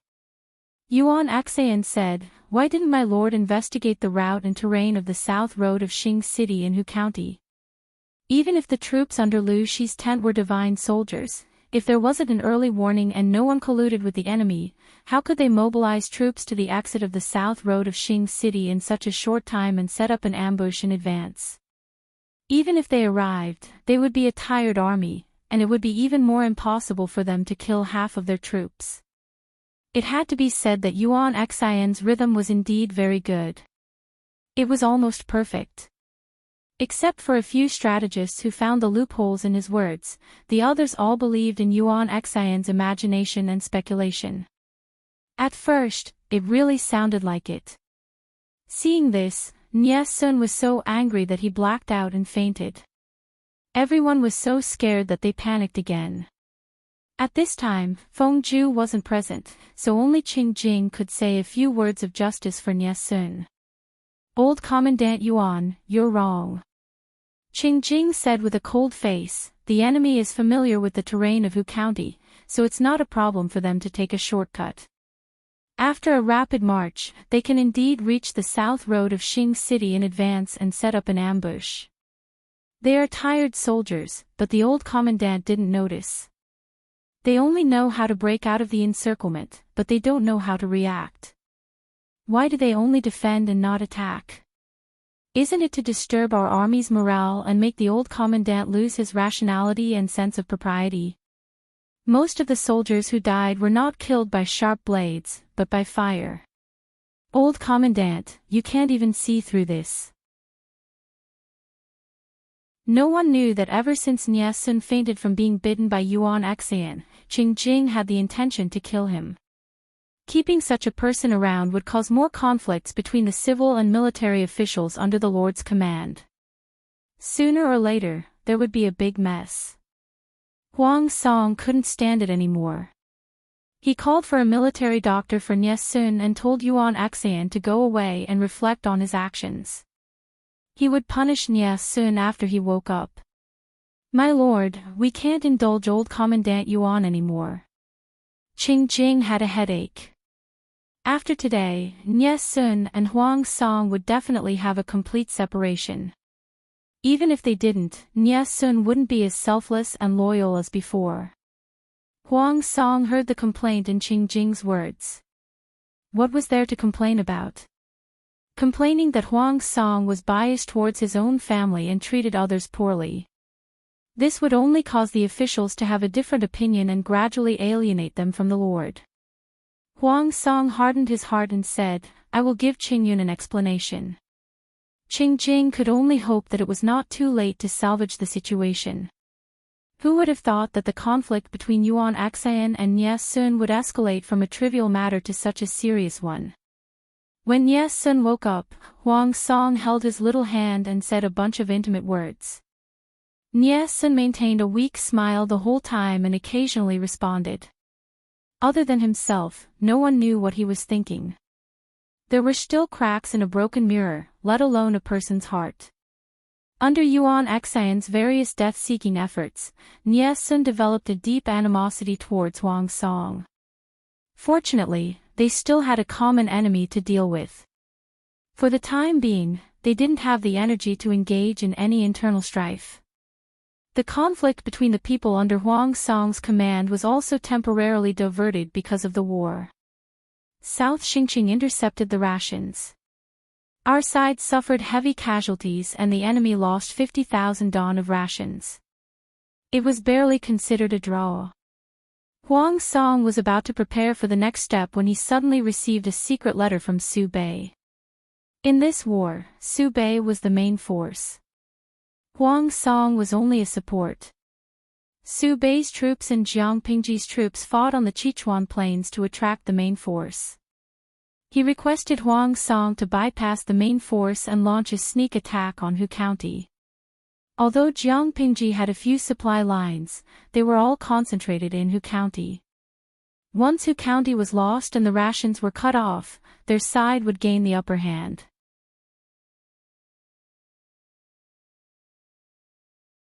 Chapter 1174. Qingjing lowered his eyelids slightly and said solemnly, "My lord previously sent old Lieutenant Yuan to attack the grain supply line in Hu County.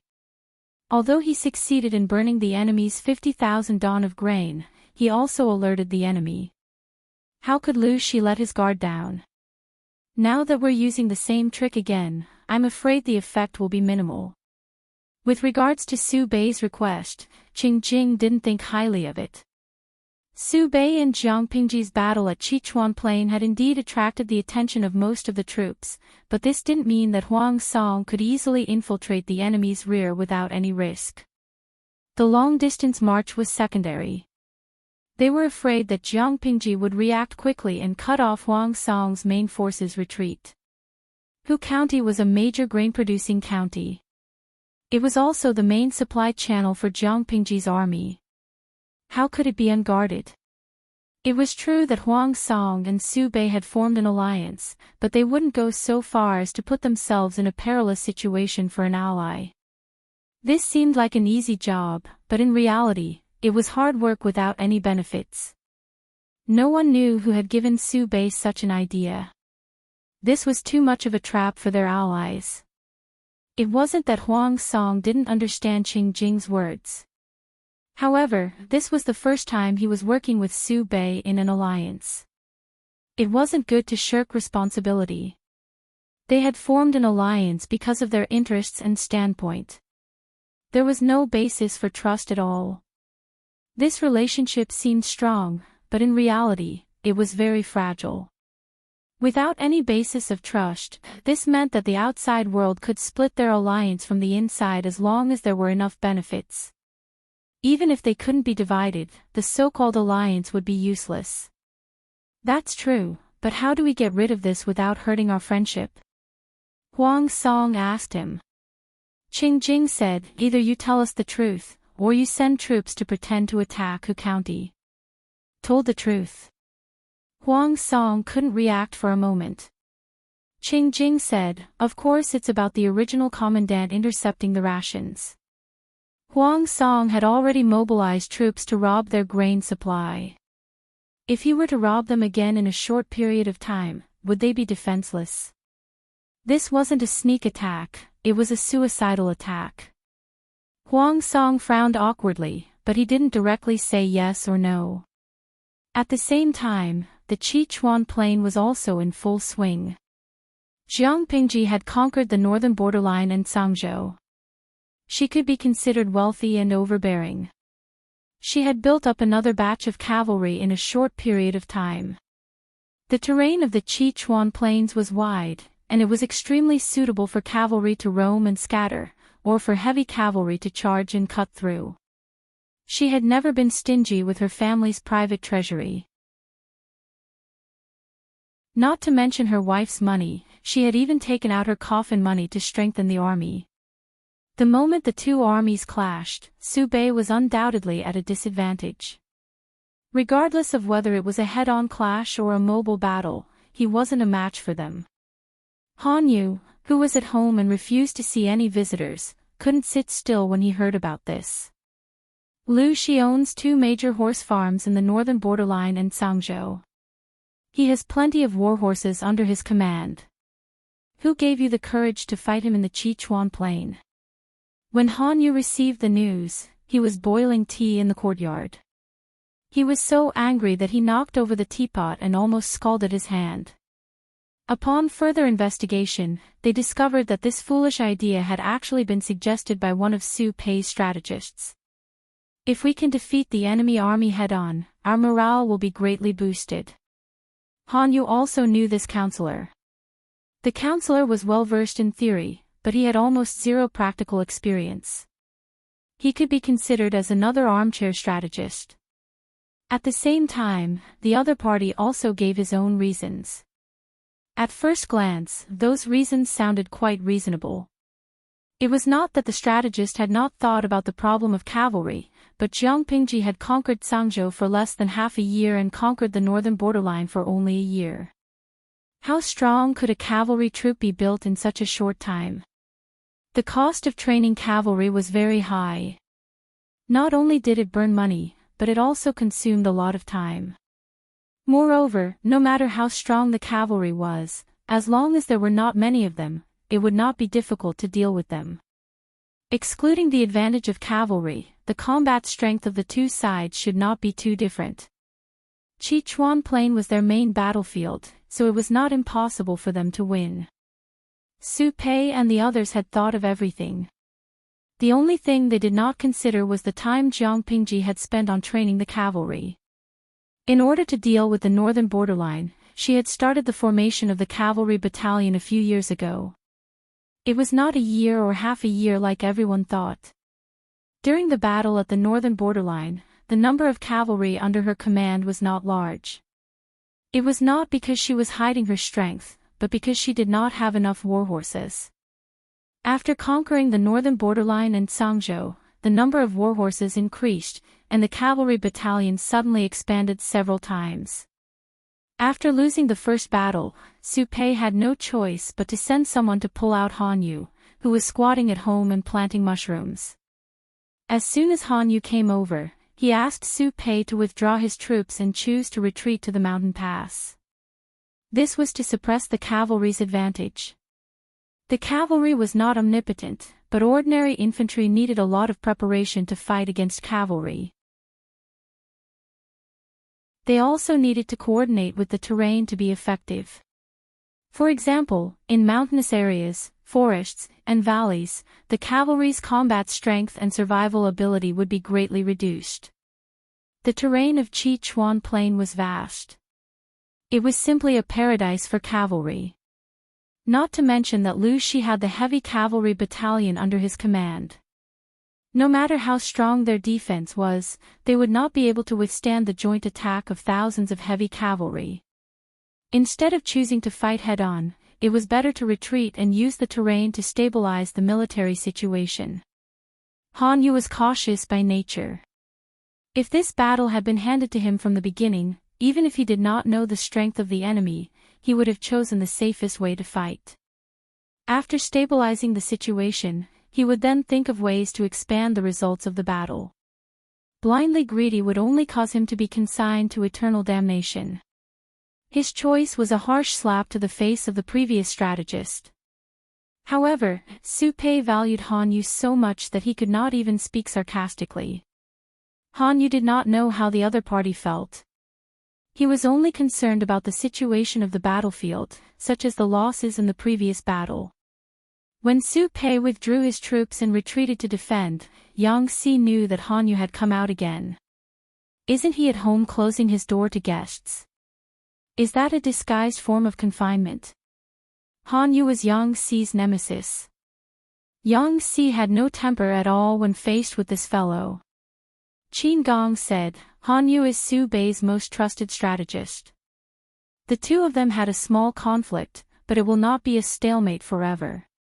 Ordinary couples fight at the head of the bed and reconcile at the end, not to mention the importance of this battle.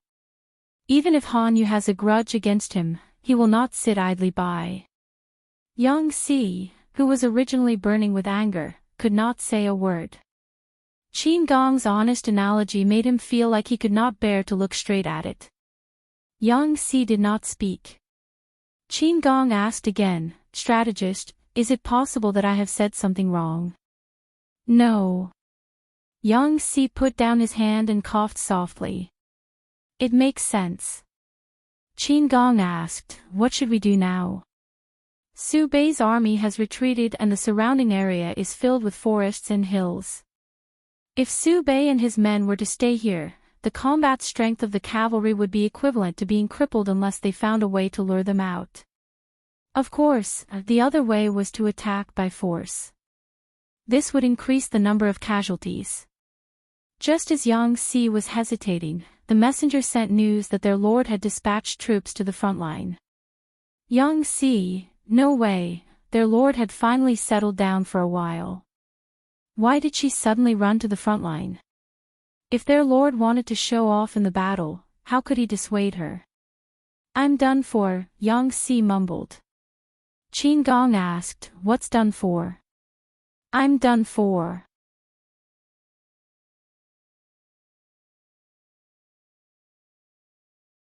Chapter 1175. Yang Si didn't know if it was an illusion, but he felt that something was wrong with his lord these 2 days. She was like a firecracker that would explode at the slightest touch.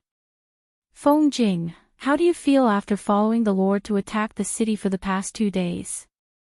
Yang Si did not dare to ask Jiang Pingji directly, so he tried to get information from Qin Gong in private. Qin Gong was silent for a moment. He thought of how his lord had charged into battle and couldn't help but shiver. Only after a long while did he speak hesitantly. My lord is a true man. Yang Si, Bulsh *T, isn't this something that everyone knows? Who asked you about this? Yang Si asked, don't you think that lord has been particularly angry recently? Usually, they did not reveal themselves and looked very normal. However, when they fought, they were several times more ferocious than before. They fought without any regard for their lives. Although they did not manage to break through Su Bei's army's defensive line, after 2 consecutive days, Su Bei's defense seemed to be straining. Qin Gong asked hesitantly, really? I have only been with His Highness for a short period of time and do not understand him as well as the military counselor. After saying that, the upright young general revealed an ashamed expression, as if he had committed a grave mistake. Yang Si said, our lord is not like this usually. She knows when to stop fighting. If she can avoid getting hurt, she will. Unlike now, Qin Gong, it turned out that in the eyes of his military counselor Yang, the lord's arm being scratched by a stray arrow was also considered an injury.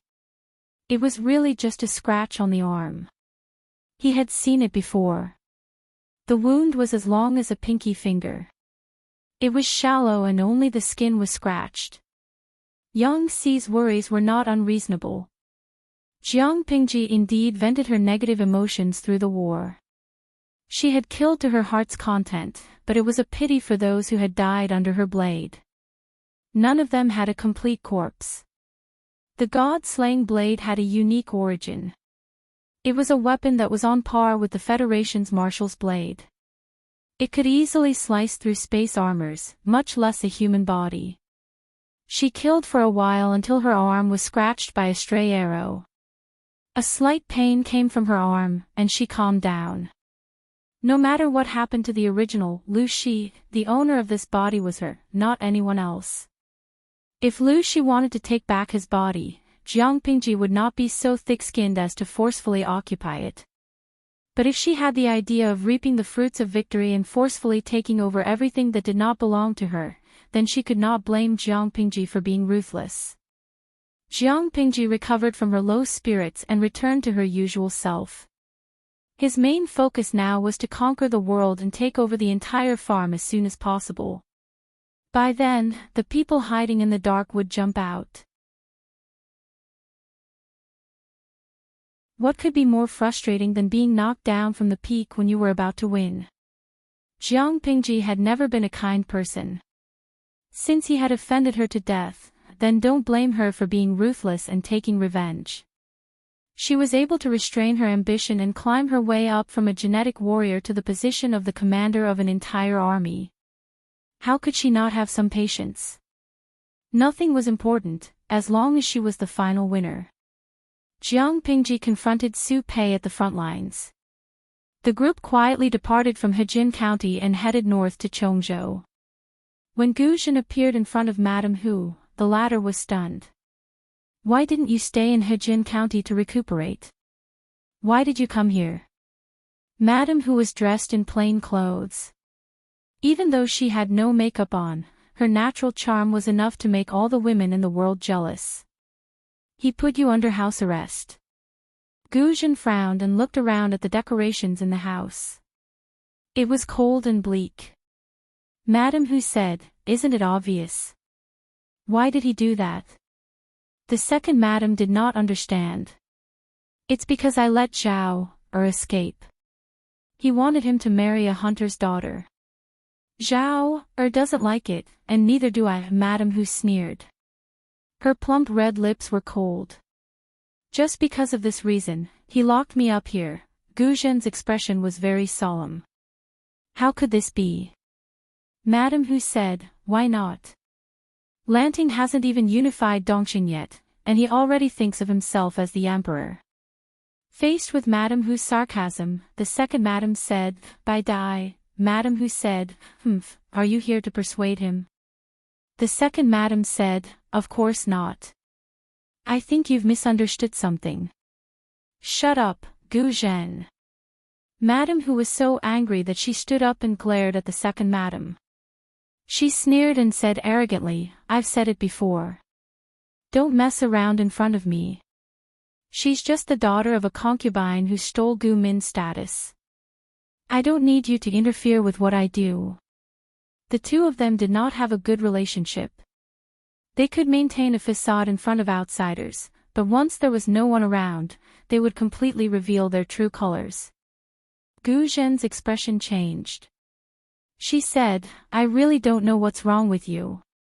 Why have you treated Lu Shi like this all these years? She still remembered that Bai Dai and Lu Shi had a good relationship. They were childhood sweethearts and cousins. After Lu Shi married Gu Min, the two of them rarely contacted each other. Later, Bai Dai became Lu Shi's concubine. Logically speaking, the two of them should have been closer, but now they were like enemies. There was almost no buffer time for such a big change. It was as if everything had changed overnight. You don't need to care about this. Madam Hu's attitude was overbearing and unreasonable. Gu Zhen said, if it wasn't for my sister, I wouldn't have cared about you. Madam Hu said, don't be so arrogant. You can say nice things, but you still have to snatch. Can you refute that? There were a few things that she hated the most in her life. One of them was that Gu Zhen had replaced Gu Min as Lu Shi's legal wife.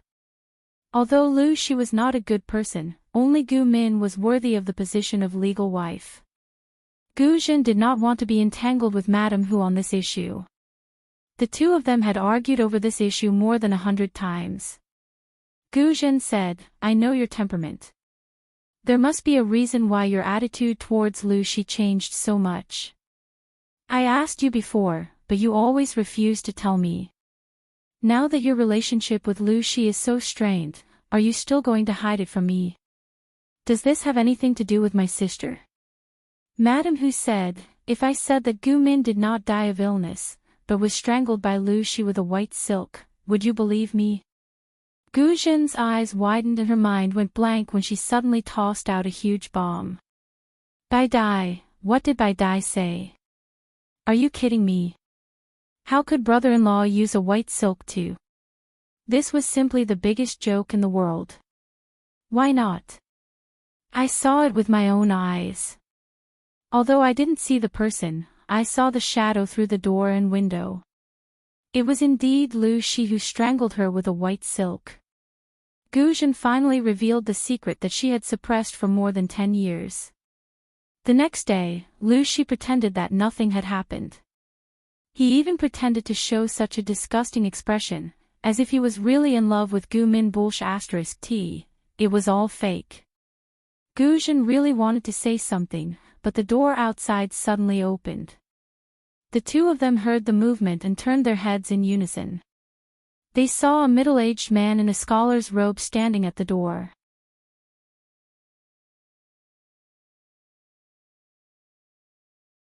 Chapter 1176. Lu Shi's appearance was too sudden. The atmosphere suddenly dropped to a freezing point. Both Bai Dai and Xiaochen felt a sense of fear and helplessness from the bottom of their hearts.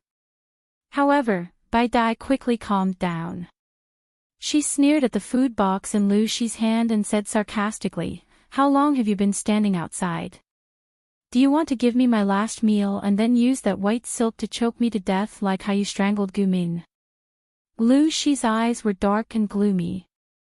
In the past, Lu Shi was always warm, like the warm sun in spring.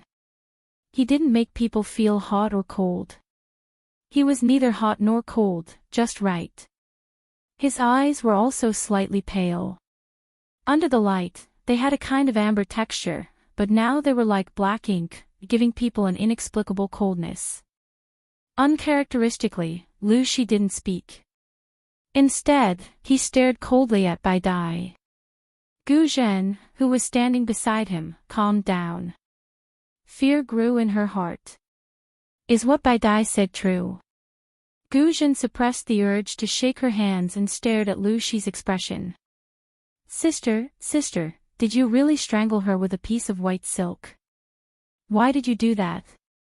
What reason do you have to do that? Lu Zhongqing, say something. After a while, Lu Shi stepped into the room and raised his right hand to put the food box on the table. His tone was flat as he spoke to Bai Dai. You're possessed. I saw it with my own eyes. You're saying I'm possessed. Lu Shi, if you're a man, just admit it. Why are you denying it? Since they had already fallen out, Bai Dai didn't want to pretend anymore. God knew how hard it had been for her all these years. Every time she saw Lu Shi's affectionate face, she wanted to scratch him. Don't you know what happens to a person's body if they were strangled with white silk? Lu Shi's reaction was very calm. He could even rationally point out the loopholes in Madame Hu's words. You should know what happens to Gu Min's body. There are no traces of her being strangled with white silk. Gu Min and I loved each other very much. She just gave birth to a child for me. What reason do I have to kill my wife? Bai Dai was furious.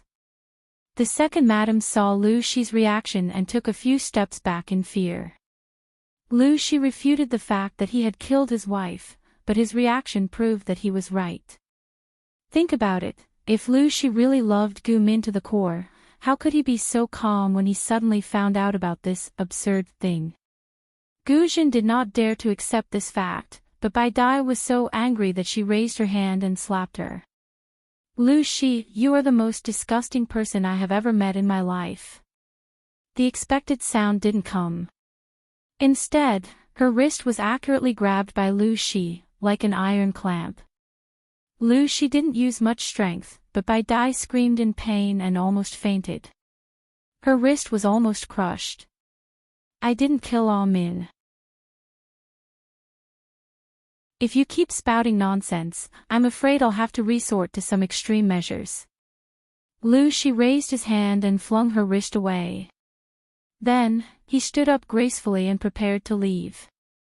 Lu Zhongqing, when you ignored her pleas for mercy and personally strangled her, were you happy? Lu Shi's silhouette froze. He turned his head to look at Bai Dai and said, I didn't kill Ah Min. She died of illness. You have to remember that. Gu Zhen shuddered involuntarily. She still couldn't accept what was happening in front of her. Bai Dai sneered, if you don't want people to know, then don't do it. You might be able to fool a 3-year-old, but do you think I'm blind? Let's not talk about Ah Min first. Why did you let Zhao marry a hunter's daughter from nowhere? What are you thinking? Lu Shi said, her father once saved Ah Min's life. What's wrong with letting Zhao marry his daughter and take care of her for the rest of her life? Bai Dai said, Lu Zhongqing, that is Ah Min's only surviving son. How could you humiliate him like this? You wanted to treat him as a bastard son and treat him like a bastard son. I agreed, but I didn't dare to get close to him. Now you want to ruin the rest of his life. Lu Shi said, I did it for his own good. Bai Dai sneered, for his own good. You did it for his own good. Your solution was to make him a lowly bastard son.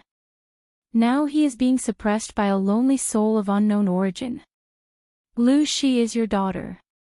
You know that the so-called 2 souls in one body are fake, but you can still accept a lonely soul without any grudge. Don't you feel sorry for your daughter? What she really wanted to ask was whether Lu Shi was still human. Lu Shi said, one day, you will understand. I don't understand. I only believe the truth that I see for myself. You killed your wife and Gu Min. You abandoned your daughter and let the evildoer take over her body and get away with it. You made the honorable son of Lu Shi a bastard and raised him to be useless. Lu Zhongqing, what are your intentions?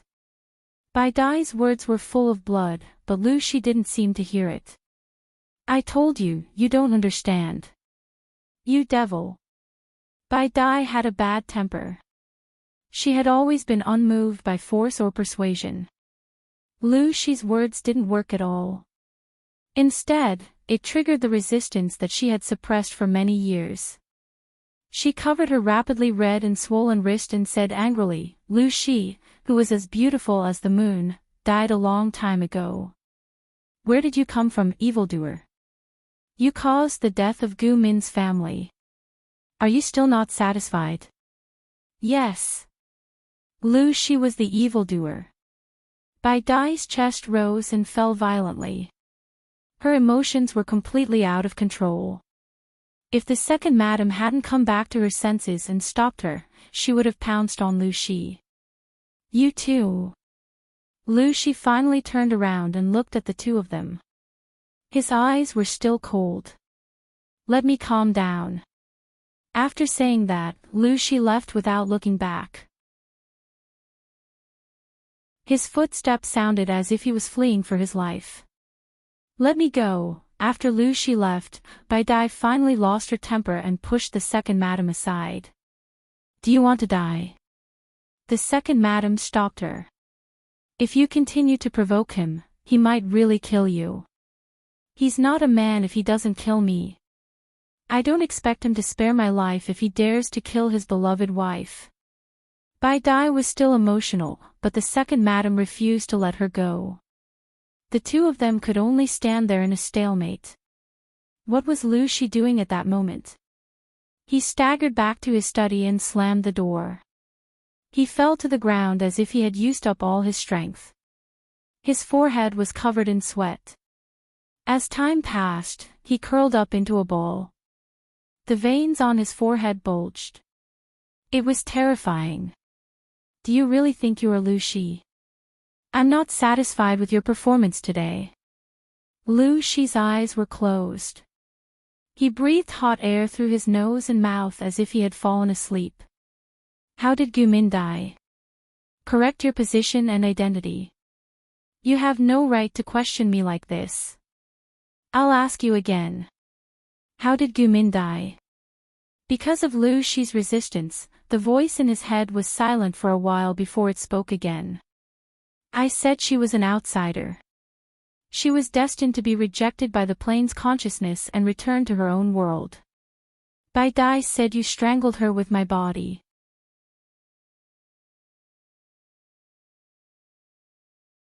Chapter 1177. Lu Shi clenched his fists. He bit his pale lips so hard that they started to bleed. The voice was refuting his explanation, but Lu Shi knew that what Bai Dai said was mostly true. You wanted to kill Bai Dai.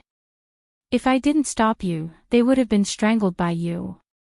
Lu Shi looked calm and said indifferently, if there was no inside story behind Min's death, why did you try to kill her? Why? The voice in his head didn't respond. Lu Shi said to himself, she was just an ordinary person. Gu Zhen and the others couldn't accept the truth, and neither could Lu Shi.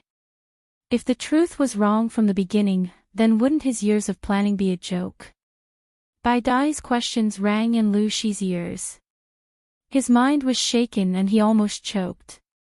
An ordinary person. If she was an ordinary person, she wouldn't have the ability to seduce you and me. You disappoint me. You and I are one, and we are complete when we are together. Now you want to be independent because of an ordinary woman. That's great. Lu Shi clenched his fists. His blood was boiling, and his mind was full of complicated thoughts. Isn't this your problem? Lu Shi said, feelings are always changeable and uncontrollable factors. Lu Shi remembered clearly that he knew a lot of things from the moment he was born, but there was always a force that made him develop into a playboy. Ever since he met Gu Min, he was confused about what he wanted. However, Gu Min was the daughter of the Gu family and one of the two beauties of Langya. She was not someone he could match. Even though they were childhood sweethearts by marriage, the elders in his family never thought of letting him be with Gu Min. Lu Shi wanted to work hard, but at the same time, he was controlled by the strange force to stay away from the study and indulge in fun.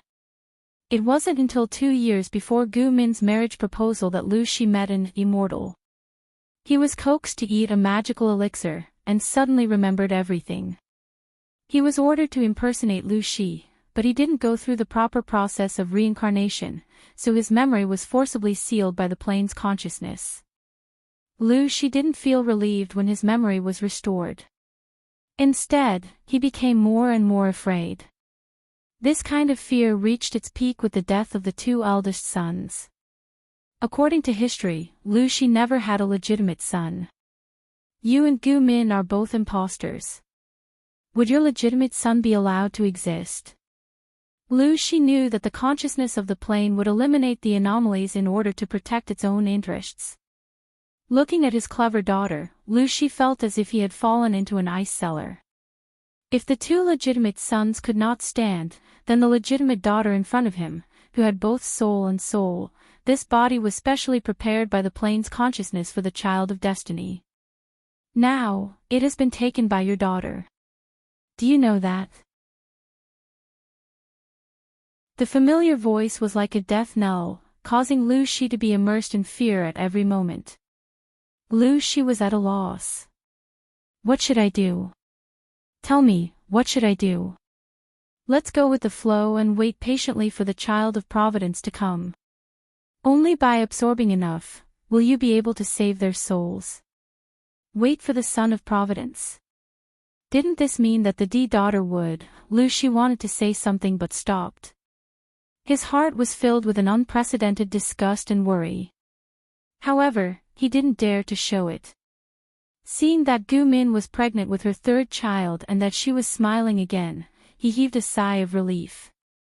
If he followed the flow of history, Min's child, regardless of whether it was a boy or a girl, had to be born of a concubine. This should be able to deceive the plane's consciousness and also send away the stupid and greedy time traveler. He thought that everything would develop in a good direction, but unexpectedly, Gu Min's body rapidly weakened after giving birth and she died soon after. No matter how Lu Shi investigated, he could only find out that Gu Min's death had something to do with the time traveler who had taken over Wang Huiyun's body. Lu Shi chose to reincarnate as a human, so he lost the convenience and ability of his original race. In order to take revenge, he adopted Wang Huiyun and Prince Changshuo's daughter as a concubine's daughter, named her Lu Huan, and set out to take revenge. It wasn't just Wang Huiyun, the child of providence, but also the malicious plane's consciousness. Lu Shi often wondered what Gu Min had done wrong. It wasn't her original intention to time travel. After she time traveled, she behaved herself and didn't do anything out of line. Even though she was different from the original Gu Min, what she did was beneficial to the original history and not harmful to the future child of providence. Compared to the entire plane, she wasn't even a speck of dust. Why couldn't it tolerate her? Lu Shi knew that the plane's consciousness had the ability to repel outsiders. Once an ordinary soul like Gu Min, who had no background, was caught, she would be sent back to her original plane at best, or her soul would be destroyed. The decades of comfortable life made him forget the danger. The only fortunate thing was that Gu Min's soul wasn't destroyed. She was just sent back the way she came. If Lu Shi wanted to find her, not only would he have to accurately locate her from countless planes, but he would also have to break the barrier between two planes. The difficulty of this task was even more unbelievable than asking his original body to fall in love and give up on revenge. Look at your cowardly look. It's really embarrassing. Lu Shi didn't say anything. He had long been used to being despised by the other. If you still want to see Gu Min, it's not impossible. At that time, Lu Shi was in the most desperate situation of his life. The voice was the last straw that he had to hold on to. What is it? As long as we use the Child of Providence to destroy the plane's fate, you and I will regain our peak strength. Breaking the barrier of the plane is nothing. Lu Shi frowned. That's a high-level plane with a high-level civilization. Although the level of civilization in the environment where Gu Min lived was still very low, because of the intervention of the Child of Providence, that plane was directly promoted to a high-level plane. There were thousands of planes in the world, and the high-level plane was the plane with the greatest potential. The barrier of the plane was very strong and extremely difficult to break. As far as I know, the plane we are in now and Gu Min's plane belong to the twin plane. If the two planes were compared to each other, it would be easier to understand the concept of the twin plane. Simply put, that plane had the potential to be promoted to a high-level plane, and now this plane also had the potential to be promoted. If that wasn't the case, why would the Child of Providence go back and forth? If you can take over this plane, your heart's desire will become a reality. Regardless of whether what the original body said was true or false, Lu Shi could only choose to believe it. Okay, I will start the layout. You can't just bet on one side. The Child of Providence isn't that easy to fool. You have to be more prepared. I know. Lu Shi looked down. If it's done, you should be able to regain your strength, right? The other said happily. Almost. But before that, I still have to rely on that stupid woman to absorb a small amount of fate. Lu Shi said, when that time comes, we will be two independent entities. Don't think that I will return to my original body.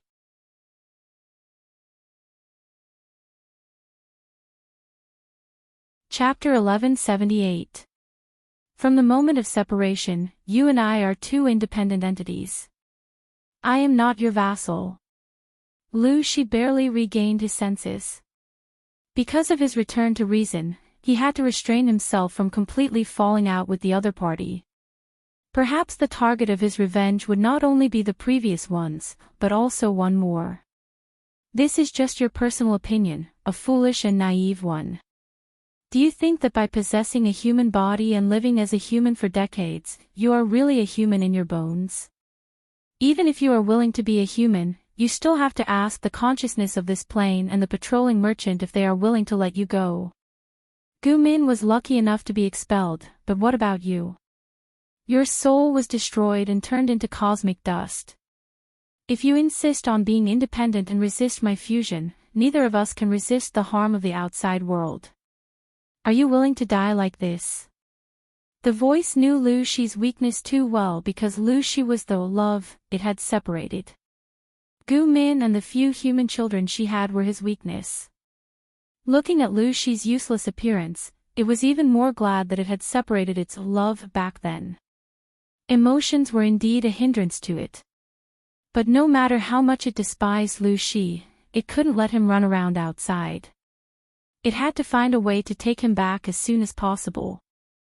Lu Shi said coldly, "Do you think I will agree to your request if I know that you killed Ah Min with your own hands? You piece of trash." The voice was silent for a while, then said resentfully, "The patrolling merchant is already in this plane. That person is already here." Lu Shi's eyes widened in shock. Why isn't he? The main system hid very well. As a part of it, Lu Shi didn't know the exact location of the other party's hiding place. It was normal that the patrolling merchant couldn't find the main system, but Lu Shi had transformed into a human and lost his special ability, so there was nowhere to hide. The main system was silent for a while, as if there was a problem with the circuit, and the communication wasn't very sensitive. Who knows what these old foxes want to do? You don't have to think that you are lucky. They haven't done anything to you now because you are the father of the Son of Destiny. This identity is connected to the karma of the Son of Destiny. That guy can't do anything to you. No matter what the reason is, he won't let us go. If you want to live, the only way out is to merge with me again and restore your strength. Before it was sliced up and separated from itself, the main system was in a heavily injured state, and its strength could not compare to when it was at its peak. It had spent more than 2,000 years traveling to hundreds of low-level planes, tricking those stupid and greedy women into working for it under the guise of the system and the Goldfinger. In total, it had seized the luck of the dragon veins of more than 200 low-level planes. Unfortunately, it was unknown whether it was because it had done too many immoral things in the previous half of its life or something else, but it was always not favored by the heavenly Tao, and its luck was always a little bad. Every time he regained a certain level of strength, he would always run into a nemesis that could restrain him. It would either be a planar patrolling merchant who happened to travel to that plane, or that disgusting master-disciple couple. He would never admit defeat so easily, if it weren't for the fact that he was cunning enough to make sufficient preparations to escape every time. He wouldn't have been able to cut off his tail to survive every time. He had escaped from death time and time again, and would have been caught and hammered to death long ago. The main system had done some careful calculations. Right now, this plane was a high-level reserve with high potential. It had a majestic destiny. If it could gather the destiny of the Son of Destiny and destroy the foundation of the entire plane, it would be able to absorb enough energy, enough to restore it to its peak state. Unfortunately, its luck was as bad as ever. Just as it was happily slicing up the plane and preparing to play with the Son of Destiny, the few fragrant bodies that were separated from it made it feel like its balls were about to explode. The one that followed the female protagonist, Wang Huiyun, was not bad, and it had transferred a lot of energy to it for more than 20 years. The one that followed Jiang Pingji was simply pretending to be dead. Lu Shi was the most useless, and he was directly seduced by Gu Min. These useless people could not be counted on. Their final value was to return to the main body and strengthen its strength. It had never thought that Lu Shi, the useless person, would still want to be independent. For all, did this useless person still remember the mission he was carrying? For the death of an ordinary human woman, he was still stubborn now. Who gave him face? The main system anxiously wanted to take back the separated fragrant bodies, but Lu Shi refused to cooperate. I refuse. Lu Shi's face was still gloomy, and he did not take the threat of the main system seriously. The main system was so angry that its teeth itched. If it was not for the fact that the patrolling merchant was squatting in this plane, it would not dare to make a big move and expose itself. It would definitely have forcibly recalled the separated fragrant bodies at all costs. Why would it ask Lu Shi's personal opinion from so far away? Why? If I return to the main body, Lu Shi will be gone. For its own safety, the main system never gave too many memories to the fragrant bodies when it was sliced off. It only let them remember their respective missions, and Lu Shi was no exception. Even so, he knew that once he returned to the main body, the main consciousness would be the main system, not him. If that was the case, wouldn't Lu Shi be dead? Lu Shi wanted to reunite with his family, but he did not want to lose his entire family. He had secretly investigated the death of his two legitimate sons and Gu Min for so many years, and all the clues pointed to Wang Huiyun. He had never doubted himself. Now that the truth was out, it would be too stupid for Lu Shi to allow himself to be manipulated by the other party. I cannot absorb you, as long as you help me, the previous promise is still valid. The main system bewitched him. Lu Shi, think about it carefully. You don't want to see the Son of Fortune take over Lu Shi's body and leave your biological daughter alone, do you? From the perspective of the consciousness of the plane, Lu Shi's body was specially prepared for Jiang Pingji. From the perspective of the parents, Lu Shi was their daughter, and he was the child that Gu Min painstakingly gave birth to after 10 months of pregnancy. Just because of the arrangements of the consciousness of the plane, she had to give up this body. Not to mention Lu Shi, even if it was any other parent, they would not be able to accept such an ending. So what if he was the Son of Fortune? At the end of the day, he was still an outsider who took over the nest of the magpie. The main system knew very well how to hit Lu Shi's weak spot. And that Lu Zhao, I really don't know if he is smart or stupid. I just casually tricked him, and he gave himself away. The main system laughed. In his eyes, that fake legitimate sister is more trustworthy than you, his biological father. Lu Zhao was so scared that he immediately ran away and sought refuge with Jiang Pingji when he revealed some information and misunderstood that the hunter's daughter might be the body that Lu Shi's soul temporarily resided in. It was obvious that this guy was also a person who pretended to be a pig to eat a tiger. He looked like he only knew how to eat, drink, and have fun, but in fact, he was smart and knew some secrets. He and Lu Shi were at odds with each other because Gu Min had left some clues for this guy. Lu Zhao, this pig of a brain, did not think that if he really married the hunter's daughter, what benefits would Lu Shi himself get? You're tuning into the Dreamy Chapters YouTube channel. We're so grateful for your support, and don't forget to subscribe to join us on this incredible journey through captivating stories. Your generosity through donations truly makes a world of difference, as it's the primary source of revenue that allows me to expand and enhance this channel for you. Thank you from the bottom of my heart for being a part of this adventure.